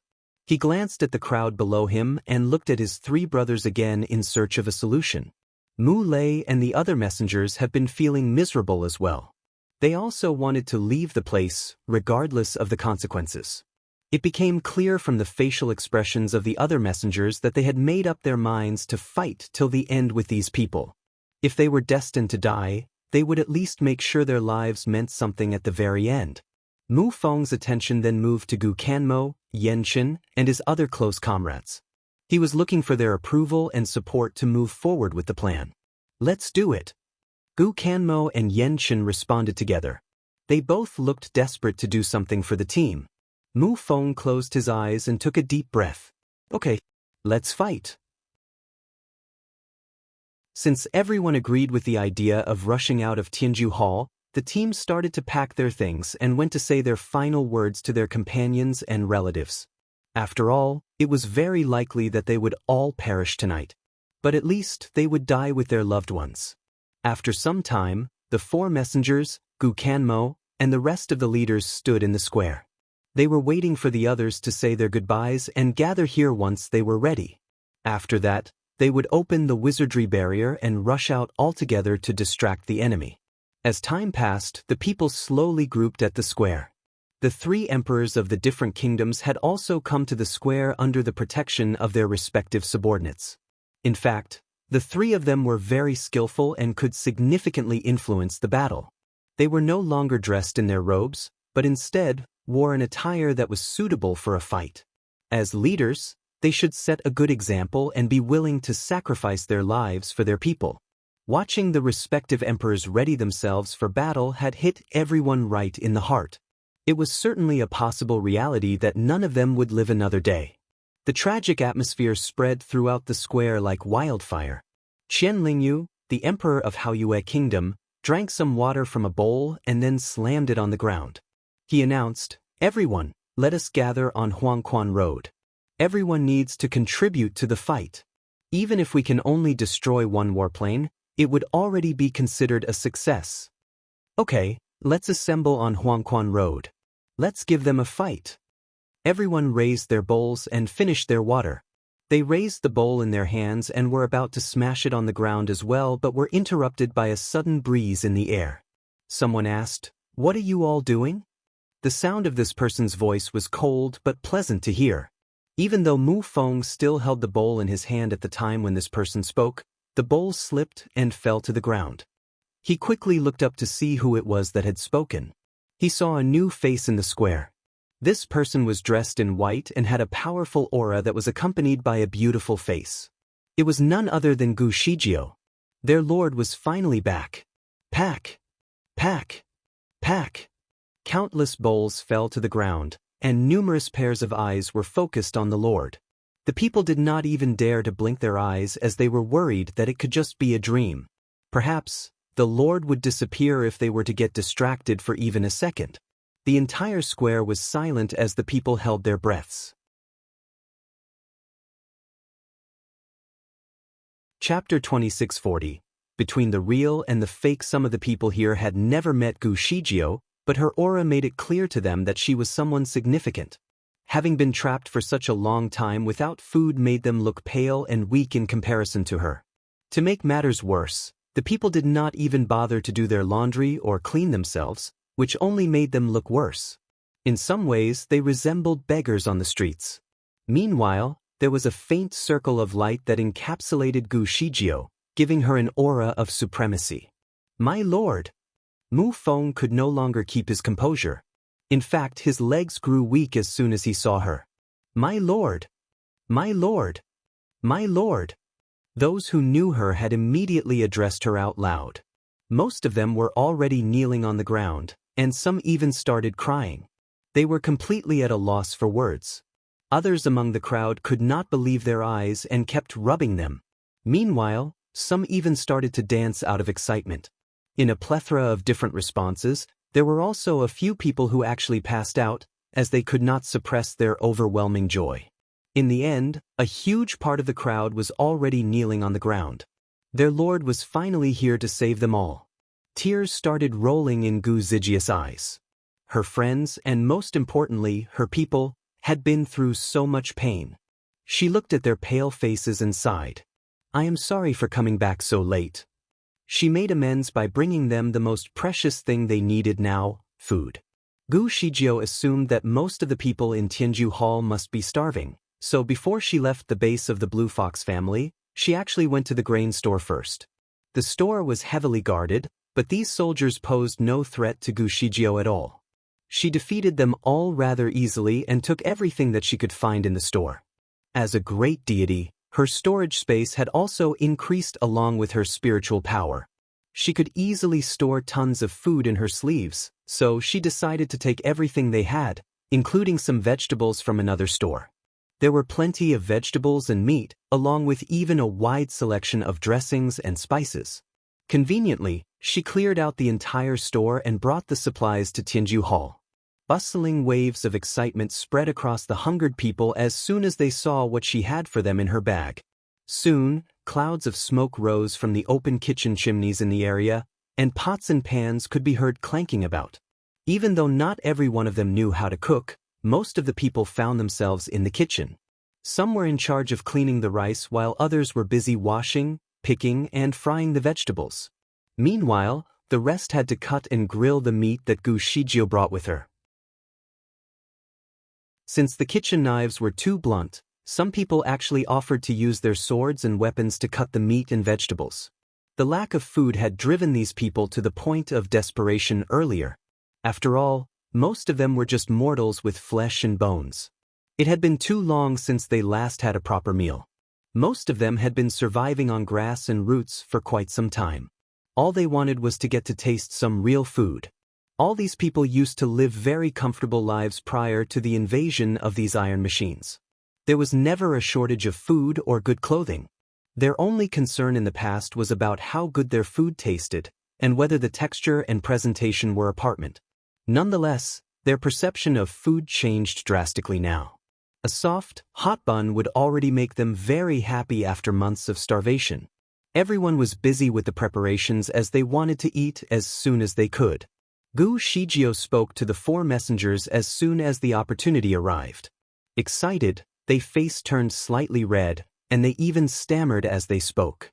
They briefed her about what had happened during the years of her absence, so Gu Shijio quickly got a general idea of the whole situation. Chapter 2641. Between the Real and the Fake. 2. Mu Feng was thrilled to see Gu Shijio, but he was reluctant to ask her anything about Di Fui. Since he did not come along with her to Tianju Hall, the messengers were unsure whether or not he had been resurrected. As this was obviously a very sensitive topic for Gu Shijio, they did not want to risk hurting her feelings just to satisfy their curiosity.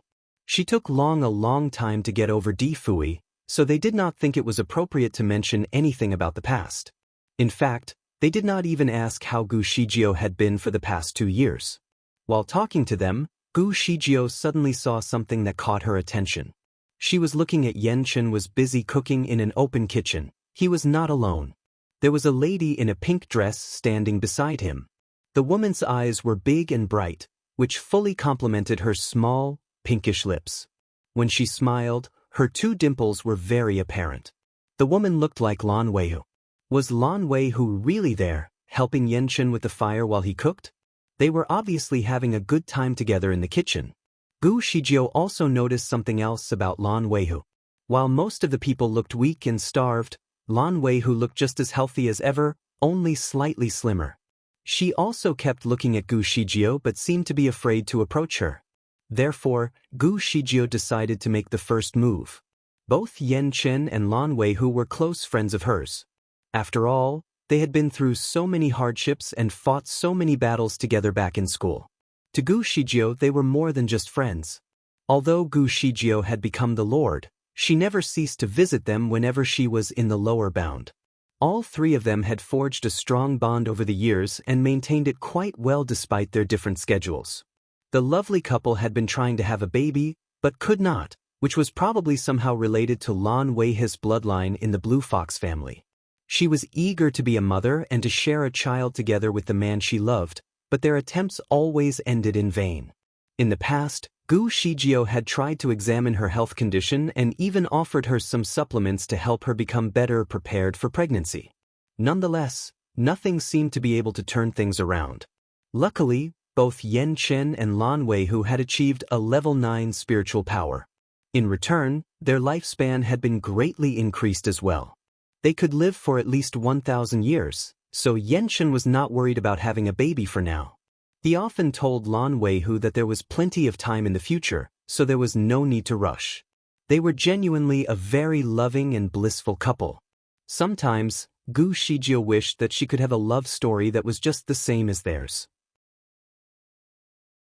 As soon as they saw Gu Shijio, they tried to contain their bursting excitement and greeted her formally. Nonetheless, she dismissed their overly courteous welcome and started talking with Lan Weihu, who seemed very happy to see her again. Smilingly, Gu Shijio listened to all her stories, just like before. Lan Weihu was just as adorable and lively as Gu Shijio could remember. In fact, nothing about her seemed to have changed. Yan Chen also loved Lan Weihu very much. He pampered her and took care of her the very best that he could. Thus, there was no need for Lan Weihu to grow up and face the cruel world on her own. Upon seeing Lan Weihu, she recalled the injured woman that she saw in the base of the Blue Fox family. The woman was wearing a military suit, and her injuries seemed rather severe.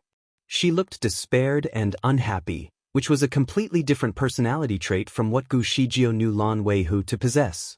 She remembered recognizing that the latter's temperament was very different from Lan Weihu's. Therefore, Gu Shijio concluded that the woman before her eyes should be the real Lan Weihu.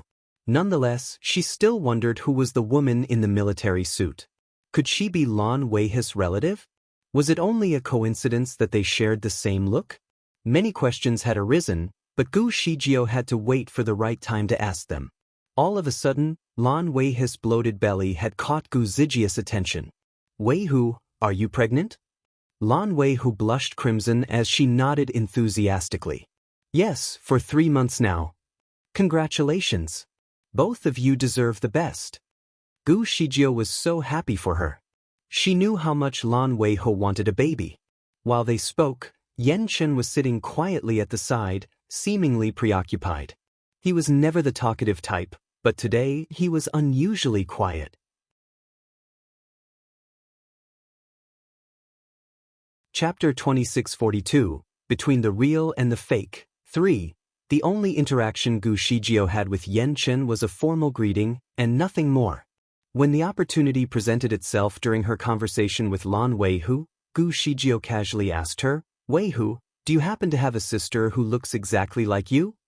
Astonished, Lan Weihu gasped in reply. Yan Chen suddenly interrupted, "Shijio, may I have a word with you? Preferably alone?" Gu Shijio looked at him and nodded. "Sure." Lan Weihu wanted to say something but was dismissed by Yan Chen. He gave her a tap on the hand and said, "You should go and have some kanji first while I speak with Shijio about something important. I will finish cooking the dish later. We will be right back." Obediently, Lan Weihu agreed, "All right." It was a full moon that night, but a thin layer of mist had hidden the moon. The land did not quite glitter under the fading moonlight. Gu Shijio and Yan Chen were standing on the shore along the river while everyone else was having their meal in the canteen. They were all alone in the open, undisturbed. "Shijio, why did you ask Weihu that question? Have you found anything?" Yan Chen had the habit of addressing Gu Shijio as the Lord when they were in public places. But when they were alone, he still called her by her name, like a friend. Certainly, it was also what Gu Shijio preferred. After all, she hoped to maintain a close relationship with those that she called friends. Gu Shijio fixed her eyes on Yan Chen as she studied his appearance. He looked well-built and tall, probably around 20 years old. Aging had not done any harm to his handsome face at all. Casually, Gu Shijio crossed her arms and slowly said, "I have come across a woman who looks exactly like Weihu. The person seems like a clone of her. She looked injured, so I took the chance to examine her injuries and thought that you might be responsible for the damage. Have you met her?" Yan Chen pinched his lips into a tight line. "She is different from Weihu. Wei Hu does not have a burgundy birthmark on her forehead. Also, she is not a cruel and violent woman. A couple of days ago, the invaders stopped attacking all of a sudden, and many of the troops had left. Eagerly, everyone was delighted to go outside and celebrate, but we knew just how cunning these enemies actually were. Mu Feng was concerned that this might be a trap, so he sent me outside with them to be safe. As soon as I left Tianju Hall, I bumped into the clone and was shocked. At first, I thought that Wei Hu was snuck out again as she used to in the past, but the more I observed, the more doubtful I grew. Although she looked just like Wei Hu, her aura was completely different. She seemed a little dark. A dark aura? Gu Shijiu added, "Why did you think so?" When I saw her, she was trying to kill a rabbit. Then, she sank her teeth into the rabbit's neck and started drinking its blood. Gu Shijiu remained quiet as she listened to his explanation. She heard me and turned around to look at me, with bloodstains on her lips. She ran towards me, but I immediately pushed her away. The next thing I knew, she started saying that she was Wei Hu and that she was caught when she snuck out of Tianju Hall with me about a month ago. She told me that the past month had been a torment for her and that she was finally able to escape from her captivity. She wanted me to take her home. Gu Shijiu seemed confused. What happened 1 month ago? About a month ago, the food supply in Tianju Hall was running very low. Along with 20 other skilled men, I volunteered to find food outside the wizardry barrier. Little Fox was worried for me, so she sneaked out with us. We fell into a trap, and our men kept getting slaughtered. It took me long enough to fight a way out alive, and I only found Little Fox while I was on my way back. I took her hand without any second thought, and she has been with me ever since. How could she possibly be captured? Moreover, Little Fox is a gentle person with a kind heart. Why would she torture an innocent rabbit?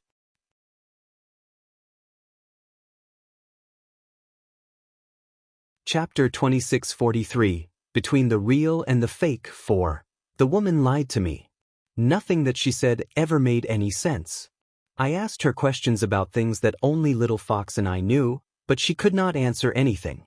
Eventually, she was frustrated and started attacking me. At first, I did not want to hurt her because of the close resemblance between her and Wei Hu. But soon, help came to assist her. I was forced to defeat her and make my escape.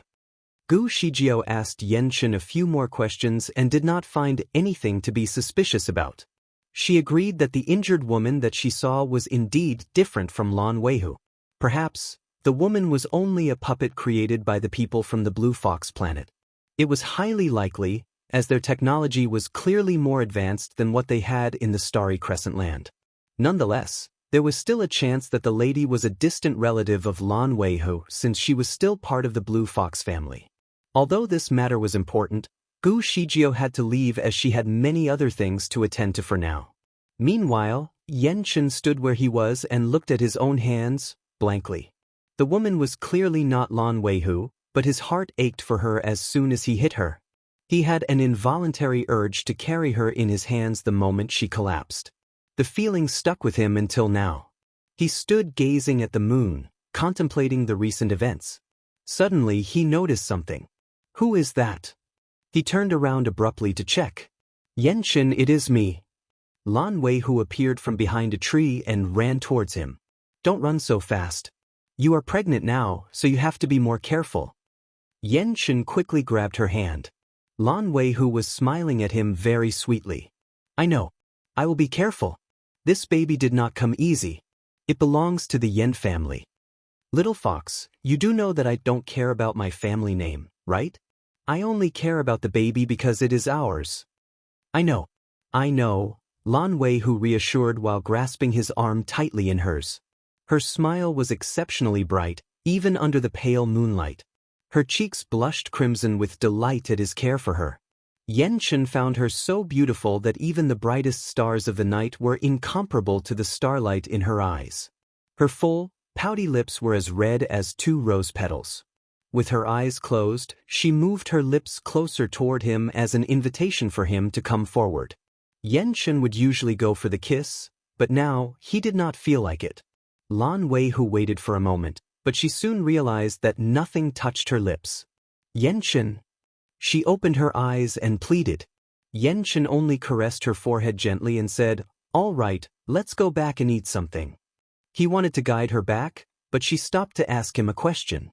"Yen-Chen, will you come to my room tonight?"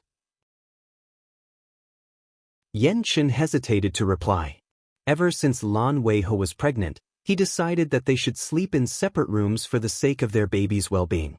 He had been busy planning strategies to find a way out of Tianju Hall and hopefully take down the aliens, so sex was the last thing on his mind.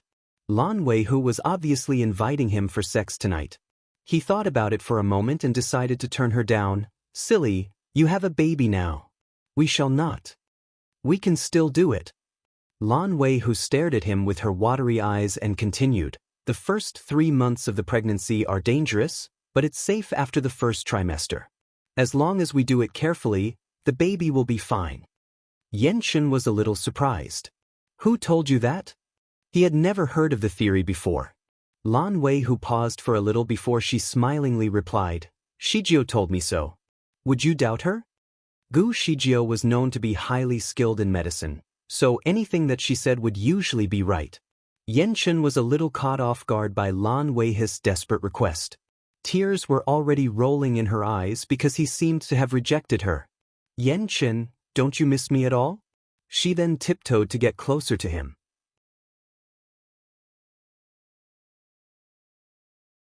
Chapter 2644. Working out a scheme. Lan Weihe proceeded to breathe warm air into his ears seductively. It was a pleasurable and yet tickling sensation for the Yen-Chen. Little Fox was generally a shy person, so she would not normally take the first step and invite Yen-Chen over for the night. Sometimes, she did not even feel comfortable about their intimacy. If she found that Yen-Chen had been too aggressive, she would completely shut him out for the following days. In her personal opinion, a successful relationship should be able to withstand the test of time. A casual stroll under the moonlight would already be a romantic gesture to her. However, she was not very keen on sexual intimacy. Deep down, she did not feel comfortable seeing a man and a woman caressing one another while naked. The physical part of her relationship kind of ruined her ideal picture of a perfect couple. Yen-Chen loved her dearly. He knew that she was not very comfortable with physical contact, so he had been cautious with his needs throughout the years of their marriage. Only in times of desperation would he call for desperate measures and get her into the mood. Yen-Chen was usually in control of himself, but that did not stop him from feeling the sexual excitement that a young man should have, especially when he was alone with his beloved wife. As soon as Little Fox knew that she was pregnant, it became her sole, legitimate reason to turn down all of his invitations. She even suggested that they should be sleeping in different rooms to avoid him from getting too sexually aroused. The child did not come easy, and Yen-Chen cared about the baby just as much as she did, so he agreed to her terms. However, Tianju Hall was now crowded with many refugees, so there were not enough rooms for them to sleep separately. If they insisted on splitting, they needed to share a room with other people. Therefore, Yen-Chen moved out and joined his buddies in the same room. He was worried that Little Fox might get bored, so he asked a friendly junior to share the room with her. Besides, there were too many things that Yen-Chen needed to attend to in Tianju Hall. He had been quite occupied trying to figure out a way for them to defeat the aliens, so there was hardly any time that he could spend with Little Fox. They only met once a day. Yen-Chen was a young man full of vigor. Therefore, the sight of his wife was enough to arouse him. When they were alone, he would not hesitate to hug and kiss her to show his affection. There was once when he got too close to her, which made Little Fox aware of his erection. She was appalled by it and immediately pushed him away. Yen-Chen was very embarrassed by the incident and left abruptly. For 3 days, he dared not visit her. However, he was then sent away for a mission, which was when Little Fox sneakily followed him to make sure that he was safe.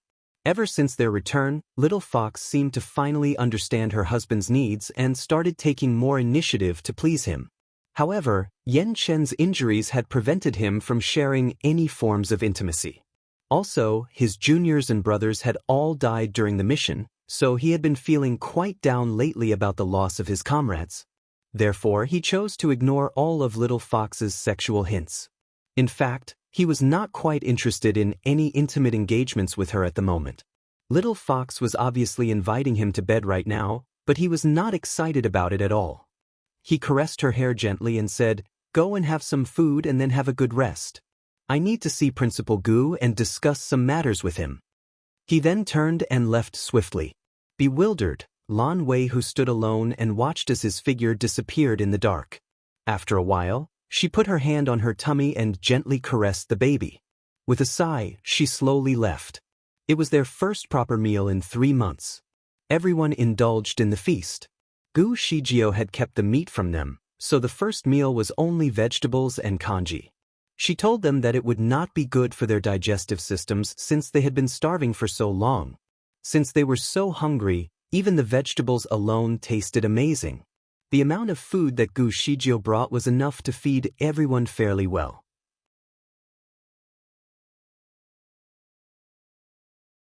Chapter 2645. Working out a scheme. 2. Even though they were really eager to fill their stomachs, they needed to consume their food slowly. Nonetheless, everyone was so happy just to be able to eat, so they all agreed to her suggestions and terms. The amount of food that Gu Shijio had brought with her was enough to feed everyone for at least a month. The Lord's return had also shown a glimpse of hope on their tactics. Therefore, the strategists in the team started to work out their plans again. "My lord, most of them have no spiritual power. It is only their kung fu that is good. The most impressive things about our opponents are their weapons and protective clothing. Nothing we have seems to be able to destroy their protective clothing. Also, their weapons are out of this world." "That is right. Some of their weapons can even shoot fire and set an entire street in flames. Some release laser beams too, turning any target into ashes. There is no way we can escape from it. Also, some of the weapons appear to vacuum the whole area when activated and suffocate every living being to death within the perimeters. Their ships can release certain sound waves that are not particularly irritating to the ears, but deadly enough to make the victims bleed to death from all the 7 orifices of their heads. Once they are in the ships, there is nothing we can do to take them down." The discussion continued. These people had been fighting against the intruders from the Blue Fox planet, so they knew exactly who they were dealing with. All of them quickly shared what they knew about their enemies to help inform their lord about the enemy. Gu Shijio listened attentively. She knew how powerful the weapons were firsthand. Not many among the people of the Starry Crescent Land had the strength to withstand such weapons of destruction. The loss of lives was inevitable. "You said that most of them do not possess spiritual power. Does that mean that some of them do?" Mu Feng was first to respond to the question. "Yes, some of them do possess spiritual power, somewhere between levels 6 to 7. I met one of them before and fought so hard to destroy his weapon, but he managed to escape in the end by channeling his spiritual power as a shield. However, his spiritual power was not like ours. It was something different." He then glanced at Lan Weihu and decided to stop talking. The enemy was too strong for the people of the Starry Crescent Land to resist. There was no way they could fight back, so they ended up having to flee. Furthermore, none of their spies had ever returned from their mission. Therefore, no one knew exactly where the enemy was from. Troubled, Gu Shijio took a quick look at Lan Weihu and casually asked, "Little Fox, what is your opinion of these people?" Lan Wei's kung fu was outstanding, but she was not good at voicing her opinions during major discussions. She was sitting in the corner with Yen Chen when she was called out publicly by Gu Shijio. Surprised, she started stammering, "I do not know them very well. Didn't you sneak out into the battlefield last month? Did any of them pursue you?" Gu Shijio asked gently. Lan Weihu did not know how to answer her question, so she turned and looked to Yen Chen for a solution. 2 men were trying to catch her. I assumed they wanted her alive, as they did not launch any fatal attacks. Yen Chen answered on her behalf. Gu Shijio asked again, "Little Fox, what did the 2 men tell you?" Lan Weihu shook her head but eventually said, They said something indecent, but nothing more." Gu Shijio then looked at Yen Chen for confirmation. "I made it in time to free her from the 2 men. They left as soon as I approached."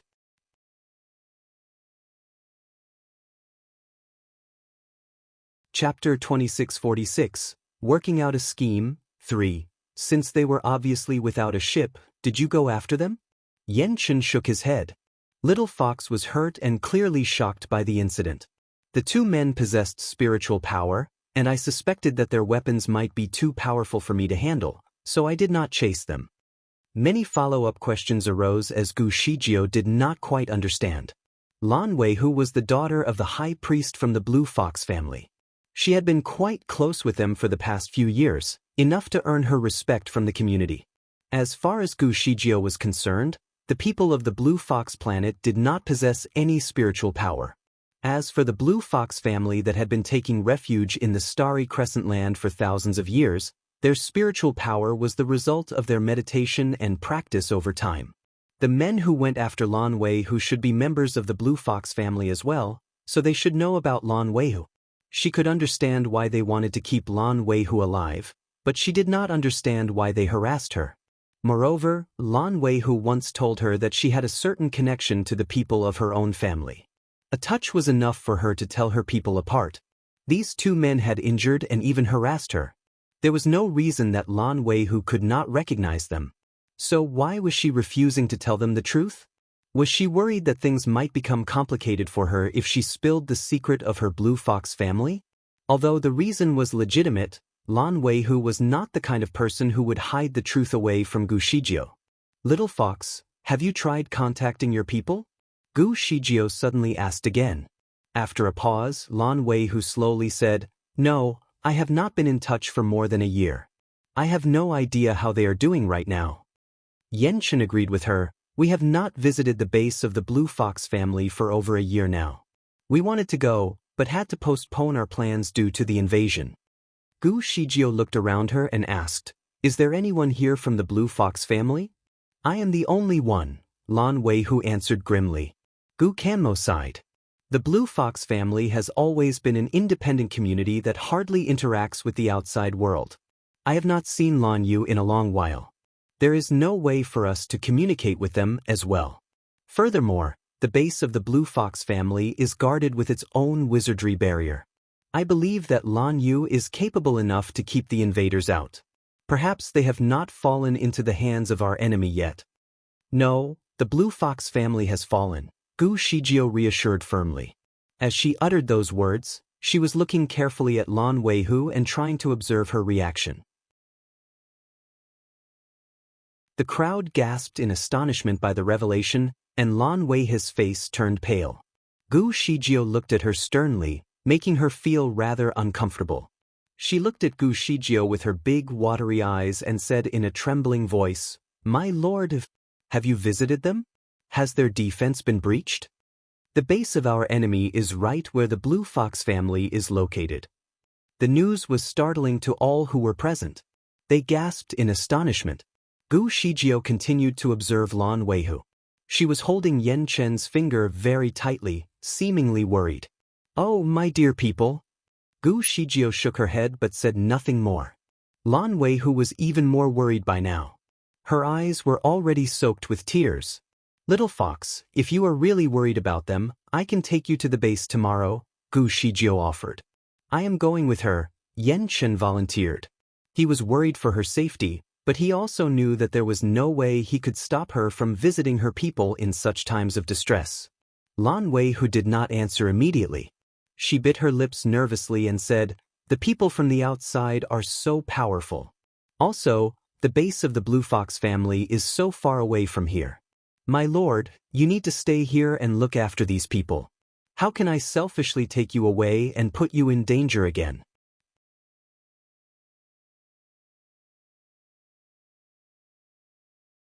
Chapter 2647, Working Out a Scheme, 4. Don't worry. I can handle them with ease. It will not be dangerous for us. I am pregnant with a baby. Lan Weihu slowly caressed her bloated stomach as she spoke, obviously reluctant to take the risk. Gu Shijio sighed. I sneaked into the base of the Blue Fox family through their ship, so I was not able to see anything from the brief visit. The place is the military base of our enemy, so I have to visit them again. Knowing their strength is the key to our success. However, I cannot seem to break through the wizardry barrier. Little Fox, as the high priest of Blue Fox family, you should know how to get us through, right? I do, Lan Weihu answered hesitantly. She looked at Yen Chen as if asking for help. Don't worry. The Lord will protect you. I will go with you too. You have always wanted to visit your people, haven't you? If you are worried about them, we might as well take this opportunity to see how they are doing, Yen Chen reassured, while gently caressing her hand. Yen Chen could not help but look at Lan Weihu with a sense of doubt. Over the past month, she had never stopped telling him how worried she was about her people. She sobbed in front of him and even asked him to take her to see them.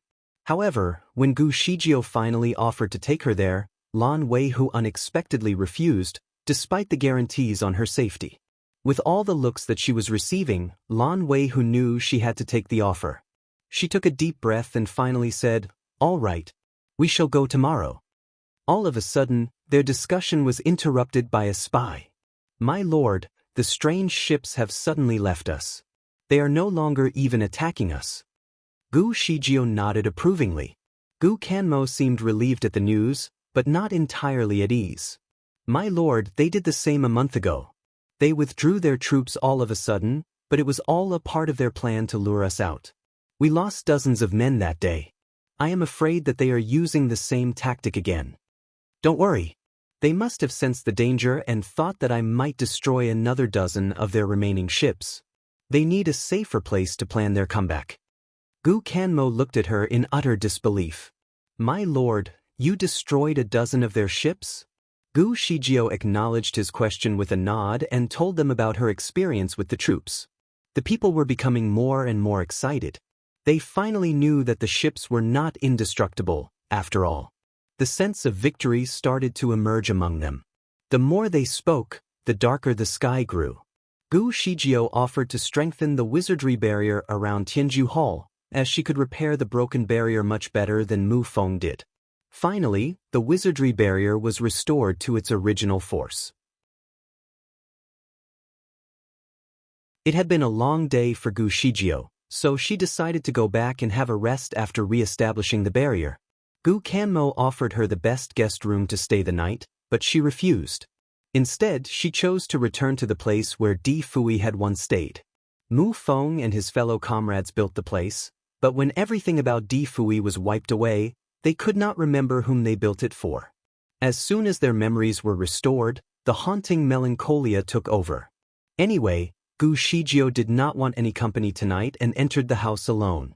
Mu Feng and his men stayed behind. They felt sad for Gu Shijio, as she must be overwhelmed with acute nostalgia about her past with the previous lord, Huang Tuesday. It seemed to them that the deceased lord would never return. They made a promise to one another that they would not mention a word about Huang Tuesday. That was the least that they could do to ease her pain. They would only keep Huang Tu in their hearts so long as they served Gu Shijio. Gu Shijio was indeed reminiscing the past but was not entirely saddened. She decided to sleep in the room where Di Fui used to stay and indulged in the enjoyable recollection of their past events. "Fui, I wish you were here. You must be very worried about us in the Shura world, but that is how it is now. You once said that we would need at least a year of preparation to leave the place. Perhaps when we meet again, our baby will already be here. How I wish you were here by my side to welcome our baby together."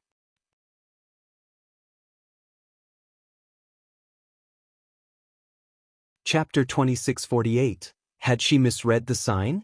Gu Shijio had accomplished many things that day. Even though she was drained by all that had happened, she could not bring herself to fall asleep. She laid on the bed where Di Fui used to sleep.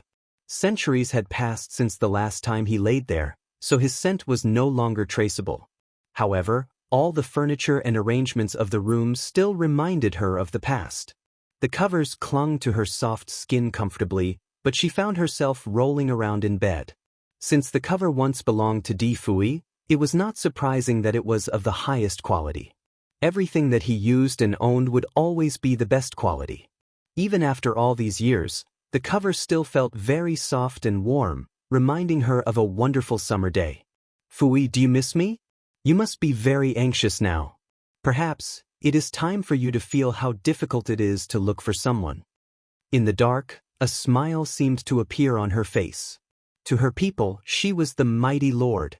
However, she behaved like a child when she was with Di Fui. Even the thought of him made her feel weak. Worrying about Di Fui was not something she would do this time around. He had finally recalled his past and even retained his powerful aura and kung fu. Nothing could possibly hurt him. Therefore, it was only a matter of time before they would be reunited. Excited about his return, Gu Shijio was eager to tell everyone that Di Fui had been resurrected, but she was concerned that it might be a heavenly secret. If she were to reveal another heavenly secret, she could not be sure of the consequences that awaited her this time. What if Di Fui's past was erased again? She could not afford to lose the man another time. Perhaps, all that she needed to do was to be patient. She was certain that Di Fui would eventually show up. His appearance would definitely come as a shock to everyone, and she could not wait to see them gasp in disbelief. In particular, she looked forward to seeing the messenger's reactions. It would be very entertaining. Meanwhile, Gu Shijio was curious if they had already known about Di Fui's resurrection. Since Di Fui and Gu Shijio could recall the past, she assumed that everyone else would have their memories of Huang Tu restored. So, why hadn't they spoken a word of him? This oddity led Gu Shijio to believe that the people of the Starry Crescent Land did not experience the revelations that she had expected. They might have known nothing about it. In which case, it was of the utmost importance that Gu Shijio keeps his return a secret. Besides, it would not change anything for the time being. Secretly, Gu Shijio started imagining the day that they would finally meet again. She predicted that his next destination would be the upper bound. However, the channel that connected the upper bound and the Starry Crescent Land had mysteriously disappeared, so it would be tricky for him to come to her. Di Fui had told her that he once spent 6 months trying to look for a connection that could take him from the upper to the lower bound, but could not seem to find one. What if he still could not find the way this time? The more she thought of it, the more insecure she became. Therefore, she eventually decided to get up and leave the bed. By the window, she stood and looked intently at the brilliant moon that lit up the night sky. The moon was a slender crescent, and part of it was obscured by the clouds, thus adding a slight hint of mystery. People often claimed that reunions would happen whenever there was a full moon. She could not help but wonder when she would see one. With a sigh, she started caressing her tummy. "Little one, you will probably be a young lady by the time you meet your father. Also, little Di Hao will probably be all grown up by then." The near future sounded kind of depressing for her, so she tried to shake the thoughts away. She went to bed again and put her hands securely on her tummy, which was still flat, not giving away any sign of her pregnancy, unlike little foxes. She sat up abruptly as soon as she thought of Lan Weihu. The woman that she saw in the base camp of the Blue Fox family was clearly not pregnant. It suddenly occurred to her that the pregnancy could be the way to distinguish between the two of them.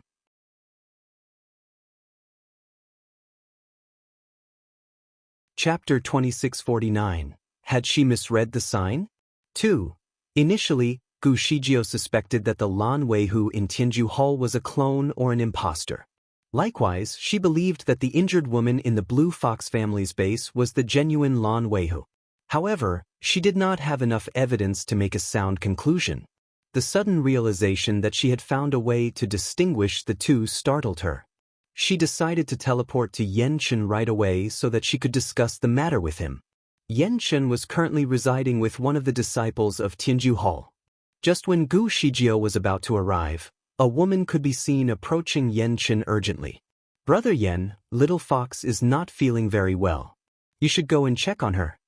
Panicked, Yenchen quickly went to see his wife. Meanwhile, Gu Shijio quietly followed him without revealing her presence. Yenchen broke into the room abruptly and rushed to his wife's side. As for Gu Shijio, she used the invisibility spell and went in unnoticed. Lan Weihu was lying on the bed, looking pale and weak. Her lips were pouted as a reaction to the discomfort that she seemed to be facing. However, her eyes lit up as soon as she saw Yenchen. In fact, she sat right up and opened her arms widely to invite him. "Yenchen." Yenchen embraced her and quickly checked on her as well. "What is it? Why did your stomach ache all of a sudden?" "I don't know." Maybe because I have accidentally sprained my back. Lan Wei, who pressed her head on his chest and seemed to really be in pain. Yen Chen became nervous by her actions. How did you sprain your back? When did it happen? How do you feel right now? He asked while trying to examine her pulse. Unfortunately, the man was not a medical expert. He could help with some simple external injuries, but he did not know much about the complications that came with pregnancy. Lan Wei, who stayed still and patiently waited for him to assess her situation. When she noticed that he was done reading her pulse, she continued, "It happened after you left me just now. I tried to catch up with you, but tripped over a stone and stumbled. I scraped my knees during the incident." As soon as she brought up the injury, she rolled up her pants to reveal her knees to him. Yen Chen's heart ached. He felt bad for leaving her alone just now. "Silly, why didn't you say anything earlier?" He quickly treated the wounds on her knees. Little Fox was a tall woman who possessed long and slender legs. Her skin was as white and fair as the snow, while her toes were small and exquisite, which perfectly complemented her well-arched feet. Although a woman's feet were not as private as her breast, no one would simply reveal her legs in public for everyone to see. Only husbands were allowed to see their wives' legs. Yen Chen especially liked it when Little Fox revealed her legs in front of him. The sight of her slender legs usually got him excited. This time, she had put one of her legs on his lap. Her flawless skin looked even fairer under the light in the bedroom, which clearly caught the attention of the man in the room. Although Yen Chen noticed what Little Fox was up to, surprisingly, he did not feel the excitement that he used to get when she seduced him in the past. He only kept his attention on her injured knees and applied some medicine to treat the wounds. Once he was done, Yen Chen proceeded to massage her legs to try to soothe the soreness. "Yen Chen, my stomach is still hurting." The man had clearly been distracted by her legs and had forgotten about treating the main injury. The symptoms should not be taken lightly, as Lan Wei who could lose the baby because of the fall. Therefore, he wanted to get her adequately checked as soon as possible. Unfortunately, he was not a doctor and was not able to do so himself. "I will ask Shijio to come and have a look." Yen Chen rose to his feet as he spoke, but was halted by Lan Weihu. "Yen Chen, there is no need for that." It has been a really long day for Shijio. She must be very tired now. Let her rest. We should not trouble her with our own inconveniences." Lan Weihu sounded very kind and considerate. "This is not a small matter. What if the baby is affected? Should I ask Dr. Meng to come and have a look at you? I heard she is good." You're tuning in to the Passion Pages YouTube channel. We're so grateful for your support, and don't forget to subscribe to join us on this incredible journey through captivating stories. Your generosity through donations truly makes a world of difference, as it's the primary source of revenue that allows me to expand and enhance this channel for you. Thank you from the bottom of my heart for being a part of this adventure.